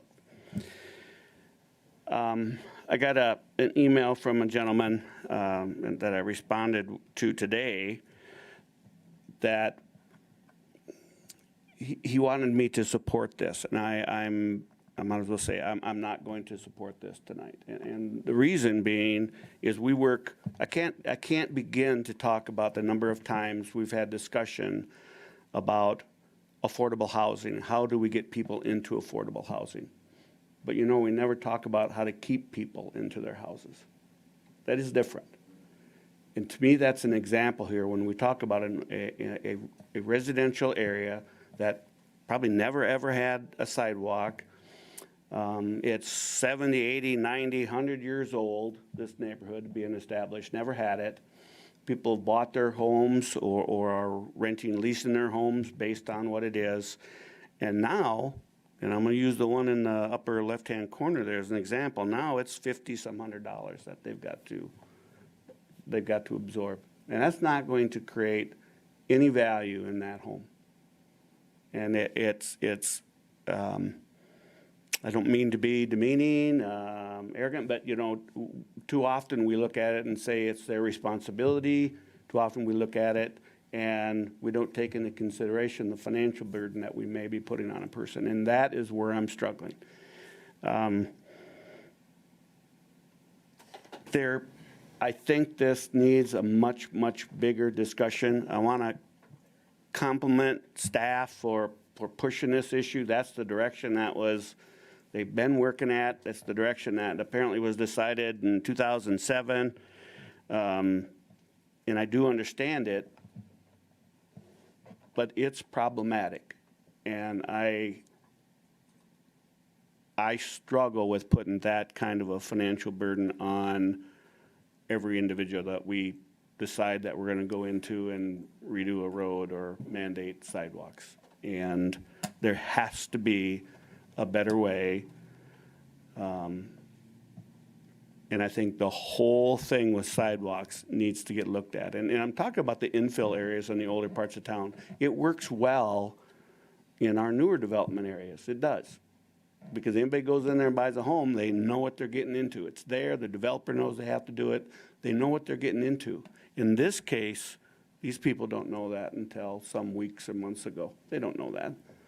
And how do you plan for that? And I think that's what Councilman Jurgens was getting to, is that's tough. So that's where I'm at. I agree we need to do something. I'm not ready to support this. I want a much, much bigger in-depth discussion in regards to how we handle some of this and what some of those opportunities may be that enables us to maybe assist differently in certain applications than what we have today.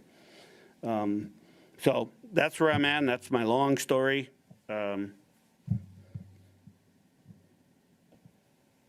done, Mayor. Thank you. Councilman Peters. Thank you, Mayor. I would maybe just piggyback off of Councilman Danforth's comments. He talked a lot about the financial burden, which I agree with. It wasn't too long ago, a couple months ago, we had this same discussion on 12th, was it 12th Avenue? Where we were right back here talking about sidewalks. Do we want them? Do we not? They're subjective is what I would call them. Some people like them, some people don't. I understand the handicap side of it, needing to have them for ADA compliance, understand that. I would agree with Councilman Danforth that I will be a no on this, not because the plan isn't here, the site, I appreciate the staff's time on this, but if I vote no on 12th, and then I vote yes on this, there's no consistency on my part until we have the bigger discussion of what are we going to do. So that's where I'm coming from, and it's no disrespect to the staff. I appreciate all your time on this. These are fantastic plans, and I appreciate the input from the public, but we need to figure out a path forward before I can start doing up or down on project-specific basis. So that's where I'm at. Councilman Bueller. Thank you, Mayor. Thank you, Mayor. I'll mirror a lot of the comments that have been made so far. Obviously, the financial burden, that is a definite issue. A lot of these folks that purchased these homes, businesses, had no idea that this would happen. Whereas now we build new neighborhoods, we assess it. The developer pays and they assess it to the homeowners when they purchase their home. But this was triggered too by, the need for the road reconstruction. And if it had been 10 more years, we'd be waiting 10 more years probably for to put a sidewalk in there. And like everyone else, I think staff is just doing what they're supposed to do. This is the way everything's set up. I think we do need to look at a process moving forward, how we do this, and maybe it's something like, maybe it's a planning commission issue. Maybe we put together a reviewed appeals board for sidewalks. I don't know, but I do think we need to look at a process because we've been running into these things quite a bit. Some of this isn't contiguous to other sidewalks I see, but I think it's just kind of common sense, the use that this would get. I just don't see a lot of folks rushing down to walk on these sidewalks. I really don't. The waiver of right to protest, maybe that's something that we continue to use. I think maybe that is a good way to handle this, but honestly, I don't see this changing for many, many years to come, the way that this is set up right now. But I will not support this. But again, staff, great job. But we do need to look at our process, how we're going to handle these moving forward. I think some of these have to be subjective, and that's kind of the way it's been. That's how it was on 10th. Other areas of the community, it's been kind of a subjective thing to the council. So thank you. I will not support this evening. Councilman Shetty. No. Councilman Tupper. All due respect to my colleagues here, and I understand exactly where you're coming from.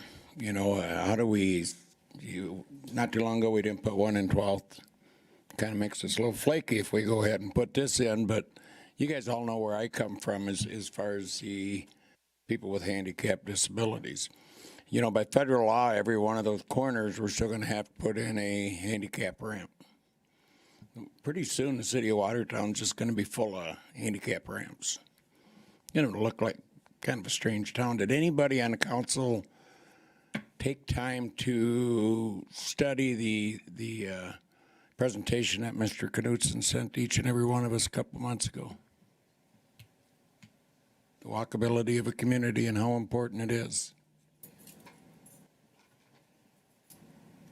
You know, it's kind of a toss-up. I mean, I respect everybody's opinion, but I guess pretty soon we'll be known for the city with a lot of handicap accessible nowhere. So and I agree, the policy that they follow, great policy, maybe back in 2007, maybe it's not today.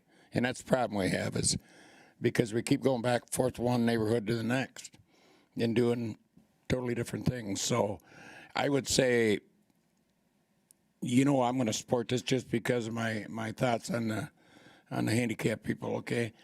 But I think we really need to look at the policy and decide what we really want. Yeah, and maybe we need to have somebody that really knows the background on walkabilities in a community, how important they are, to maybe come and give us a little presentation. And I know I could easily find some of those people, but, you know, Sioux Falls went through this a couple of years ago, same thing. So it's kind of a conundrum. Which way do you go? And like I say, all due respect for everybody's comments tonight, but I will be supporting this. So. Thank you. Councilman Beeler? Thank you. I just want to point out a couple of things, and Randy, I appreciate your comments. You know, 19th Street had handicap ramps on it for years, and it's a federal mandate. It's not something that, just so everybody's aware, the city doesn't do that. You know, that comes from the Fed, and so, and I think these are all different. I think there a lot of subjectivity to these, and I think there's extenuating circumstances for each one. That's why I think some sort of a process where people can review these and look at what makes sense, you know, and certainly with compassion for the folks that own the property. So thanks. Councilman Tupper? Just to kind of come back on that, Councilman Bueller, and I agree with it. I mean, it's not that I'm disagreeing with you guys, but we kind of got the ball in our court where we're not willing to probably do our job, because evidently there's a policy that's broken that needs to be addressed and adjusted, and that's I think where we got to start. So we need to look at the policy and see if it really does fit. So Thank you very much. City Manager, you had? Okay. Okay. Looked like you wanted to say something. I just wanted to say, whenever, this is my comments, I will also be voting against this. Not for anything, the staff did their job trying to follow the procedure and the policy that we have. This is a difficult issue because there are good arguments on both sides that are incredibly valid. 10 years from now, 20 years from now, the entire community will have wished that we put sidewalks in there right now. But it's hard to tell the current landowner that you need to bite this bullet and pay this cost for a future good that you will possibly not be enjoying. Because who knows if you'll move or sell your property or whatever. Or it's very difficult to do that.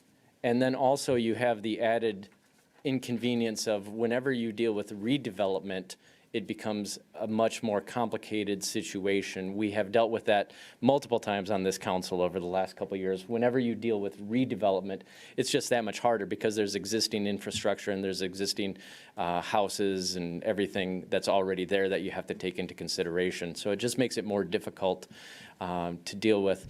I personally would also like to see a cohesive strategy going forward. I know that it won't be easy, but I know that we have had situations in the past where sidewalks have been forced into areas. I won't say forced, they have been planned, and then in those areas, the landowner has, when they either purchased the property or along the lines of them owning the property, they signed that waiver of protest.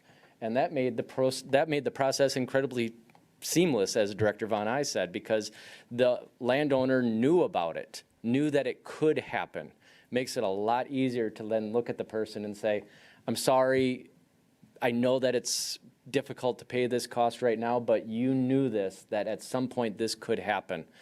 And while I know that some people, some landowners, or some people that purchase a house know about the policy from the state, that's not universally known. And I know that there's also not the notion that it could come up at any time that they are unaware of. So nothing new compared to what other people are saying, but I just want to say I understand how difficult this can be. Any further comments, questions? Councilman Danforth? Yeah, thank you, Mayor. You know, just sitting here thinking, I was discerning, Ms. Mack. We have several instances within our community that when development occurred, and some are in much older areas, neighborhoods, like we're referring to now. Some are in newer areas, but not recently new. And there's sections of roads that aren't paved, and they have no curb and gutter. And how many times have we talked about what are we going to do about those places? There's that one up on, I think, is it Mayfair or something like that? We've talked about that. And we walked away from that one because the two homeowners would have to pay the cost. And we said, that's a heck of a burden to put on those people that, for whatever reason, way back when, the city didn't require it to be in there. And so now here it is 40 or 50 years later, and we're going to say, we're going to pave the road. Well, then all of a sudden we look at it and we go, well, that's 80 grand or 40 grand or whatever that number is for them. And we went, can't do it. So the logic, the precedent we have set. We had a lady in here a few months ago concerned about the gravel road that goes by Evolution Power Sports, right? I don't know how that road didn't get paved in the first place umpteen years ago. It doesn't make a lot of sense now looking at it, but you know what? We haven't paved it. We haven't forced that issue on anybody. Why? Because it's the cost that comes with that, and the costs are very, very significant. So there is a precedence. Doesn't mean it's right or wrong. It just, there is a precedence, and you know, some of these things we may need to bite the bullet from an overall standpoint, and maybe we bear the brunt on older development, newer, you know, the new requirement we're putting out in old development. That just may have to fall on us, or at a much higher level of subsidy than what we're doing today. So I think we're all saying, I haven't heard it any different from anybody here, that I think we all agree there needs to be some level of discussion here and reconsideration on that. And if nothing comes out of this other than that, I think that's what we need to do. Director Von Eye? Yes, thank you, Mayor. I just wanted to extend a brief comment.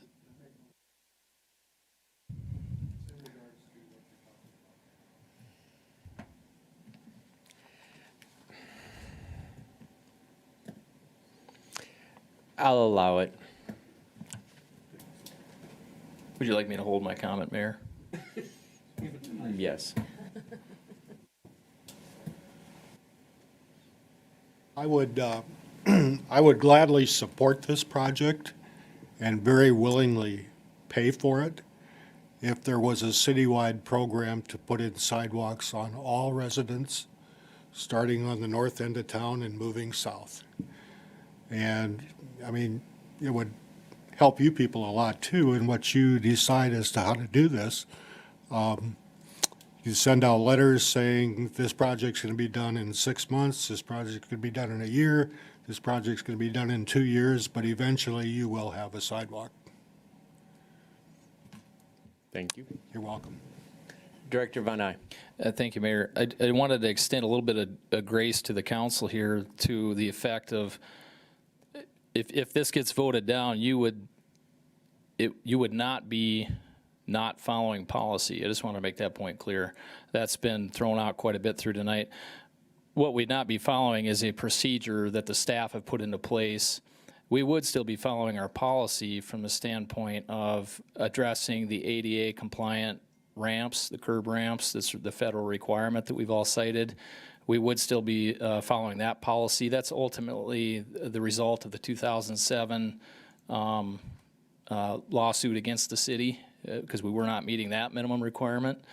Now the subsequent practices, I'll call them, that we put into place since then have been trying to figure out at a staff level how to appropriately plug infill sidewalk into place. The most logical time it makes sense to do it is when we're out there with a contractor tearing up the road, making a mess. We've got the skills and abilities and resources all right there. That's why that's been put into place as a practice. So it's not that the council's not following a policy. I just wanted to emphasize that point. And then the second point I was going to quickly make is, yes, I've got all kinds of ideas, and staff through the city manager could come forward with all kinds of ideas on how to implement a formalized citywide sidewalk policy. There are other communities that divide their city into quadrants. They go out and inspect. They look for trip hazards and/or know a sidewalk, and they do an assessment annually. And before long, of course, you end up getting all that infill taken care of. That's a more extreme example, but there's other examples of how I'm sure we could come together with some game plans on how to formally put a policy into place. Of course, that helps this council, subsequent councils, and the staff all carry something out most effectively. Councilman Shetty. Thank you, Mayor. Just one final thing. I just want to just say that I appreciate the process on this tonight because, you know, the neighborhood, the staff sending out the information again, the council voting last go around to defer this because it gave another resident a chance to be here, to be part of the process together. And as a staff, as a council, just working together or talking, thinking about it on your own time and just hopefully this just shows that we are working through this. We are giving it time, and maybe I've got to believe we're going to have a better foot forward in this down the road. I appreciate Public Works Director Von Eye's input there at the end here that there are other ways we can move forward with this. So I think tonight is going to help us to develop a plan forward. So thank you. Thank you. Any further comments or questions? Hearing none then, Officer Babzine, please call the 6-1 vote. Councilman Tupper. Okay. First off, I got a quick question. Are we voting on the bid approval right now, though, correct? No. Okay. It's been so long ago, I couldn't remember. Yeah, this is the Okay. resolution for Just why I necessity wanted of to sidewalk. double check, so thank you. So, Officer Babzine, please call the 6-1 vote. Okay, here we go. Bueller, Aye. Oh, I'm sorry. I mean, I'm so used to saying. Oh, sorry. okay, I'll start over. If you are in Okay. favor of putting the sidewalk in there, say aye. If you are opposed to forcing the sidewalk in there, say no. Okay, Bueller, No. okay. Danforth, No. Helene, No. Jurens, No. Peters, No. Shetty, No. Tupper. Tupper. I will probably take this bullet and vote yes, so, because I do believe in my beliefs, but with all due respect for all my colleagues, so. Okay, motion fails. Motion fails. Thank you very much. Mr. Bedker, Ms. Rohr, Ms. Benson, thank you very much for showing up. Thank you all for this discussion. It's been really, thank you very much. Thank you. City Manager Mack. Thank you, Mayor. I would just like some clarity from the council. So the bid that you approved did include sidewalk installation. Do you wish for us to move forward with that bid and install the sidewalk at the city's cost, or change order out the sidewalk? That's why I was trying to clarify. I, Just want to make sure we give correct information to the contractor. okay. That's another issue. So do we need to take official action on that to rescind or to approve or rescind? No, I wouldn't think so. I think if your desire is to simply just not do the sidewalk, then we just either way, we just inform the contractor. We would just do a change order. Director Von Eye, when he first predicated the original item about that area, did say that this could be, we were approving the first one without knowing what the vote would be on the sidewalk. So that laid the groundwork for this discussion, so therefore I will allow the discussion, but no official action unless we suspend the rules.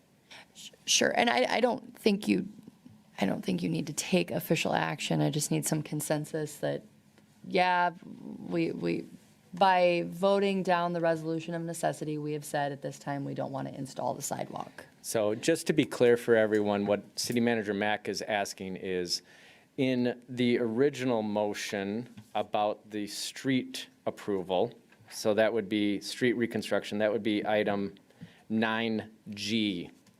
That was the approval for $630,000 for the street. That came in under what the city projected the costs to be, but it included the cost of putting in the sidewalk. So we can, as council, have the sidewalk put in and the city would be paying for it. That is what City Manager Mack is saying. I will just say something to start it off. I will let other council people say that. That is an incredibly powerful precedent to set without a lot of forethought. Because if we pay for the sidewalk here, then we are going to be asked with every subsequent neighborhood to pay for the sidewalk. And then it also doesn't completely solve the issues that, let's say, Ms. Benson had with her property as far as where the sidewalk would go and things like that. So I'm not ready for that yet. Councilman Schutte. Thank you, Mayor. Yes, and it's appreciate the thought being brought up. However, the larger conversation that we are looking to have, I'd like to have that conversation first, because even if we were to do that, we still don't have sidewalks for the next 6 blocks in this particular run. So I just believe that to have a proper order, to have this larger discussion, let's come up with a game plan here before next season, potentially, and move forward from that point, so. Councilman Danforth? Yeah, Mayor, I agree with you on it. I think the precedent that would be set would be, I think it would be for lack of better terms, inappropriate for us to do that. And I think, as Councilman Schutte has stated, and let's not knee-jerk this thing, but let's have the conversation that we've already talked about. I think the sidewalk portion of the project that was approved earlier gets pulled with no, that's my opinion. Councilman Beeler? Thank you, Mayor. I'm for change order out the sidewalk. Same thing. Change order to remove the sidewalk. Not have the sidewalk. Correct. Councilman Tupper?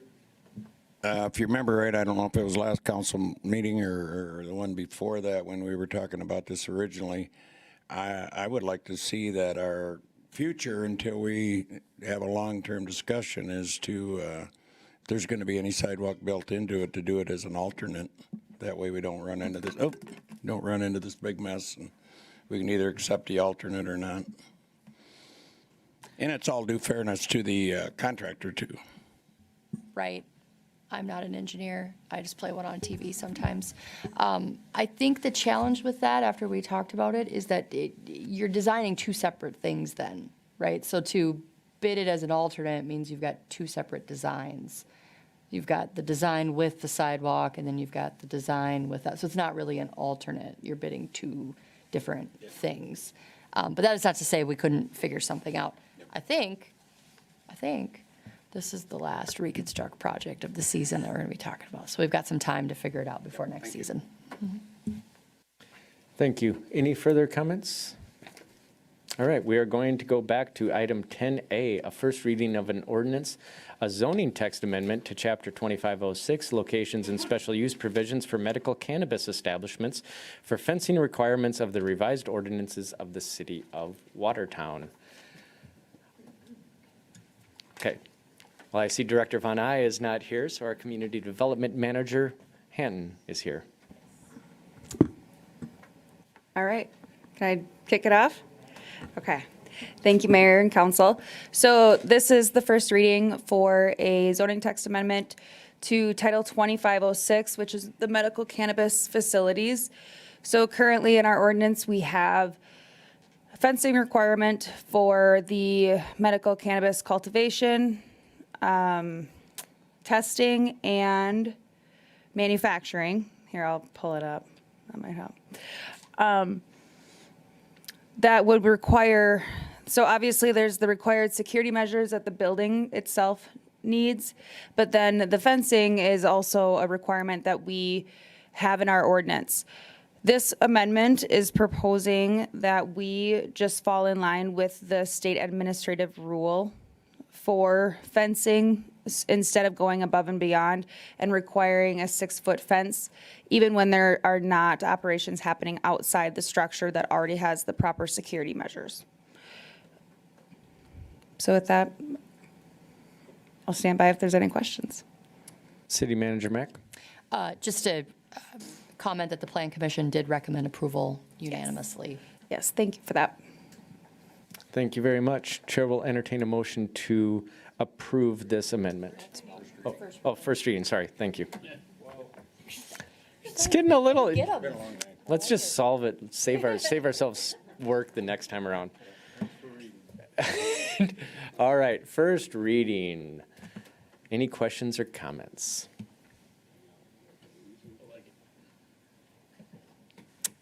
You want to put that on record, Councilman?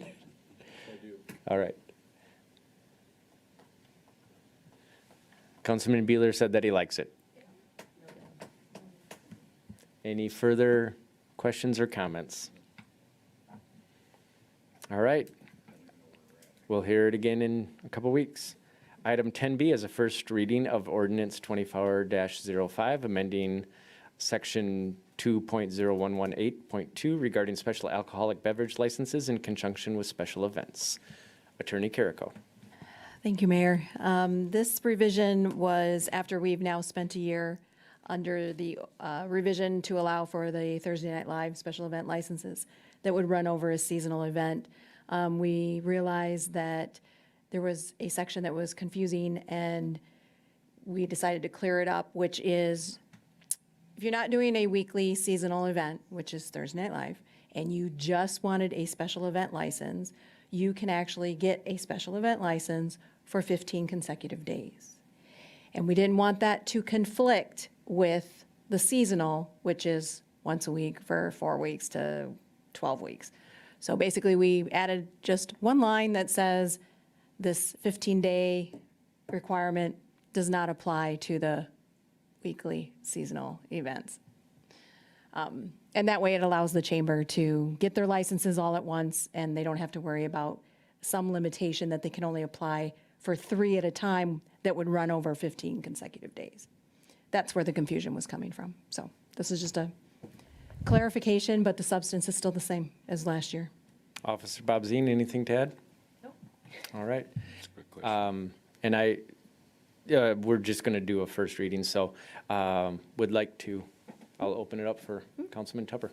They'll excuse me, they're still going to have to come in front of the council to get those licenses or not? Good. And Councilman Danforth?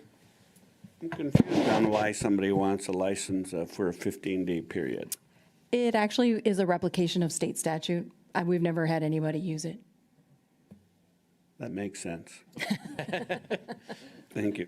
And I just want to say thank you to the staff. I know City Manager Mack, Officer Bob Zine, Attorney Carrico, Manager Hanton. I'm trying to remember if there was anyone else I forgot who was at that meeting. Records and licensing, too. Jennifer Collins as well. Okay. And Chief Toomey, we were all there. The request came from the Chamber of Commerce and Tim Sheehan there to just make it a lot easier for Thursday Night Live to handle all their business at once. And it not only helps the chamber, but it helps the businesses who operate at Thursday Night Live. Just do one for the season and not have to come back every 3 weeks. So Saves us time too. Yes. Any further questions or comments? All right, we will hear that again in a couple weeks. Is there any other business? Oh.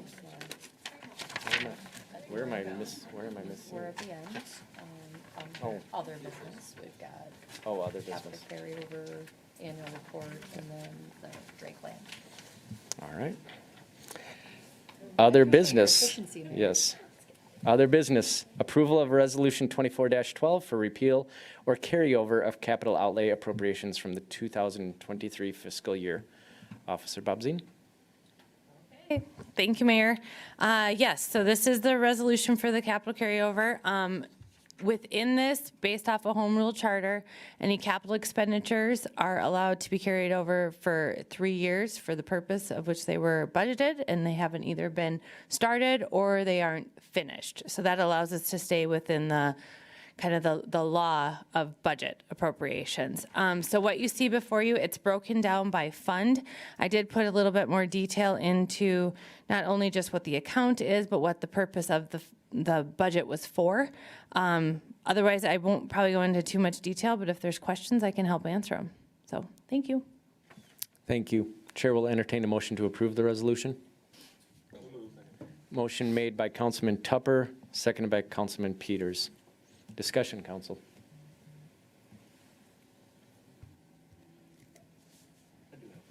Councilman Danforth? I was just trying to pull that up here, but, Ms. Bobzine, does that pertain to projects only, or is it capital equipment also? Correct. Anything that would fall into the capital improvement, capital equipment, that's what it refers to. So if we approved a piece of equipment and it falls into that category, taken out of that fund, for if there's a reason that it got delayed, we just decide to put it out a year or two, those funds just continue with that. Yeah, and we did run into that a lot, like during the COVID, whereas, you'd order something and it doesn't get here till the next year. That's when we pay for our product, is once we receive it. So this just allows for that budget to stay with the equipment or the project. Okay, thank you. Yep. Any further questions, comments? Motion is to approve the resolution. All those in favor will say aye. Opposed, say nay. Officer Bob Zine. Okay, Bueller? Danforth? Aye. Helene? Aye. Durans? Aye. Peters? Aye. Shetty? Aye. Tupper? Aye. Motion carries. Item B is a preliminary report and approval of the 2023 financial statements from the finance officer. Let's talk to said finance officer. Okay. Mitch, can you click on that item and just, I don't know if you have it in front of you, but I'll run through it. So required for the first meeting in May, I just give a preliminary of the 2023 financial statements. These are unaudited. The auditor is here. The process has started. Probably by about the end of June, we'll have a full annual report that comes out as well, but this just kind of gives the council a glimpse of what we ended 2023 at. So I'll kind of just go through it. For the general fund, that's obviously our biggest fund. That is kind of the operating fund of the city.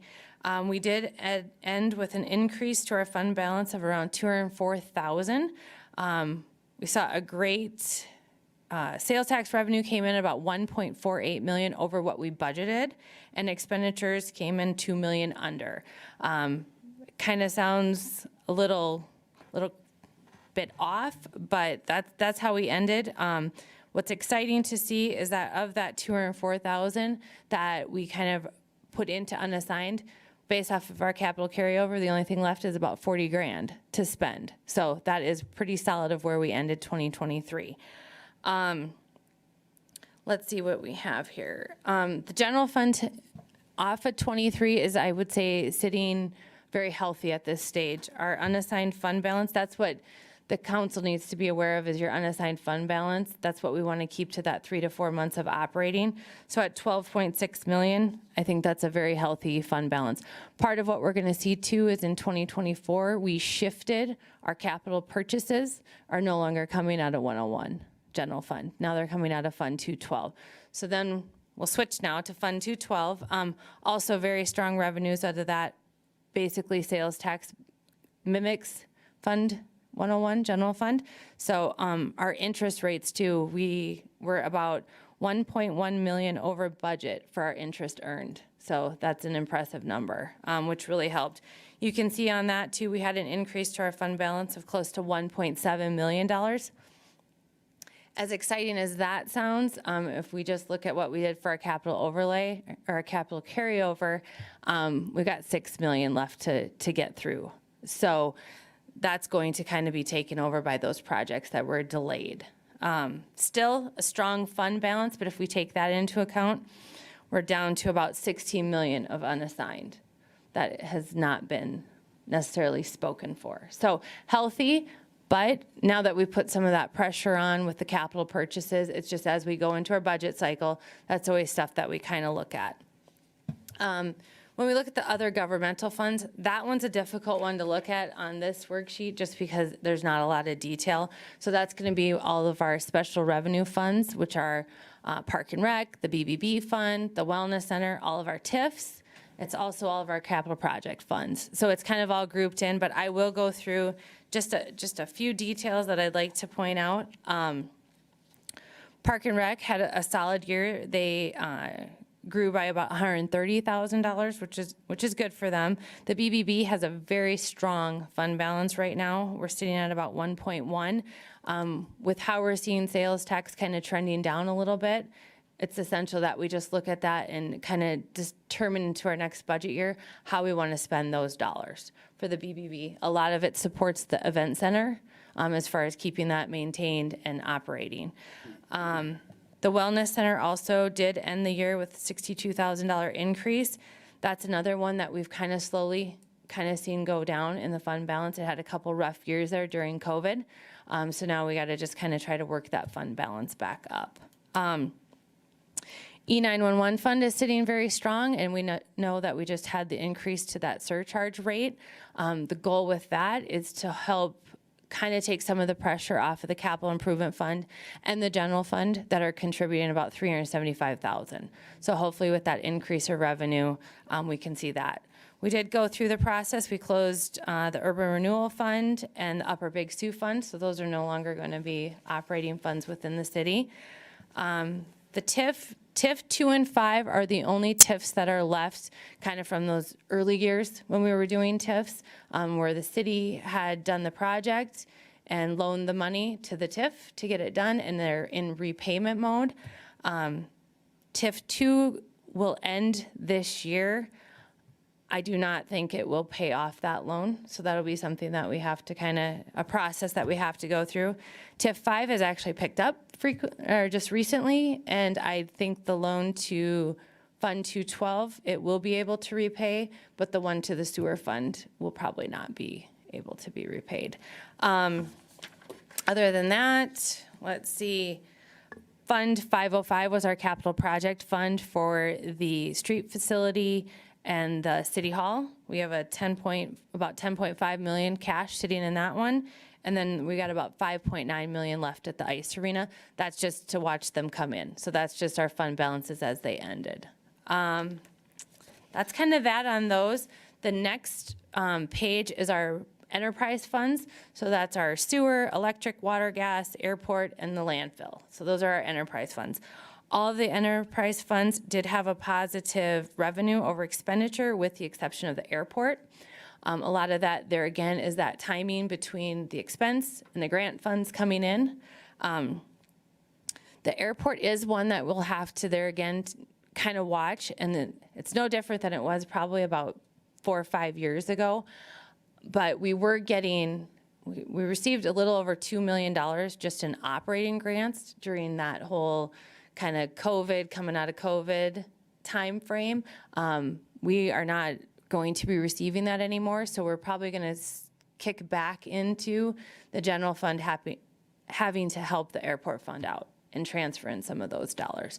So as we've kind of come out of that, we'll have to watch that going into the next 2025 budget. Other than that, we have a healthy bank balance. We're at $108 million. I know sometimes it's one of those where people hear 108 and they go, that's a lot. But when you look at the budgets that these funds are supporting and the timing of the cash And the fact that I think it's around 23 million is already assigned for other things, whether that's advances, whether that's debt, anything that I have to kind of hold back for that. So it's a healthy cash balance, but it's still a necessary cash balance. Only other thing I'll touch on is for governmental funds, our current debt sits at 63 million. And our debt for our enterprise funds is right at 19 million. All in all, I think 2023 ended very healthy. I feel good. I think even when we did our 24 budget, it was fairly conservative. We continue to do that with our sales tax revenue. And yeah, if there's any specific questions, I can try to answer them. City Manager Mack, did you have anything to add first? The only thing I would add is we have been watching quite closely and conversing with our counterparts and with the state. If the repeal of sales tax on food does go through, it will have a significant impact on our revenue, anywhere from the $1.5 to $2 million range. And so we are very cognizant of that as we enter into negotiations and as we start building the 25 budget. So while 24 was conservative, I expect 25 will be rather lean. All right, I want to make one thing clear because it says preliminary report and approval of. So we are making a motion to approve this. Yeah, so essentially you're just kind of accepting that I provided the report. So I provided the first financial look, but this isn't the final numbers. The audit coming out will be the final numbers. And Troy always comes and provides his report at the end too. Do I have a motion for approval? Question on the procedure? No, on some of the numbers, the budgets. Well, and for that, yeah, we need to have a motion before we can discuss it. So moved by Councilman Jurens, seconded by Councilman Tupper. Okay, Councilman Beeler. Sorry. No problem. Got ahead of myself a little bit. Just a quick question for you while I'm thinking about it. Do we have any kind of tax at the airport right now? The city? There is ticket like, sales? no, not a tax. There's like the baggage fee and stuff like that. There is a small air flight tax. I'm not sure I think that's actually off of the fuel. Okay, because I know when we established the airport board, that was one of the reasons, not all the reasons, but one reason that we did that. So we would be able to tax if necessary. So I don't know if that's something we want to give some thought to this year. Might be worth considering. City Manager Mack? I can speak to that. So the current airport board is not structured as an airport authority. So you would have to change the structure of the board to give them that taxing authority. The only airport authority in the state is Sioux Falls.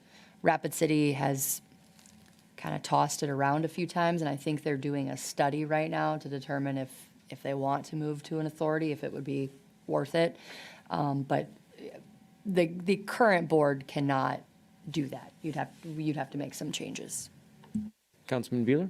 No, I agree. I mean, I guess I knew that ahead of time. We had to have a board in place in order to give them that capability. Council, anything else? Great job. Yeah. Motion is to approve the report. Yep. All those in favor will say aye, opposed say nay. Officer Babzine, please call the roll. Okay, Bueller? Aye. Danforth? Aye. Helene? Aye. Jurens? Aye. Peters? Aye. Shetty? Aye. Tupper? Tupper. Aye. Motion carries. Motion carries. Item C is an approval to authorize city manager or her designee to execute the deed transferring land from the city to the Mildred Drake Trust to allow for reconveyance back to the city to accommodate the sellers receiving part of their conveyance to the city as a donation. Attorney Carrico? Thank you, Mayor. Council, I don't know if you remember, this was actually brought up in a old, I believe, biweekly report that was sent out to you. Basically, we purchased the Drake land, and part of the purchase agreement allowed for them to basically appreciate part of the value of the land as a donation to the city. After everything was done, the closing, and they met with their accountants. They needed the deed work to go in a particular order, and no one was aware. So they came back to the city and asked if we could redo the deed work. We, being the finance officer and myself, just wanted to make sure that that was the only thing that needed to be done, because we didn't want to have to come back to council a third time. And so finance officer and I had discussions with the accountants, and this is what they need so that they can appreciate. I think it's approximately, I don't know, 175 or somewhere around there of a donation. So we need to convey back to them. They're going to do some moving around of conveyance and then convey it back to the city. Basically, all the deeds will be signed at once, and they'll just be recorded in the proper order. City manager, do you have anything to add? I have nothing to add. Can I get a motion to approve the execution of the deed? Motion made by Councilman Beeler, seconded by Councilman Peters. Let's open it up for conversation.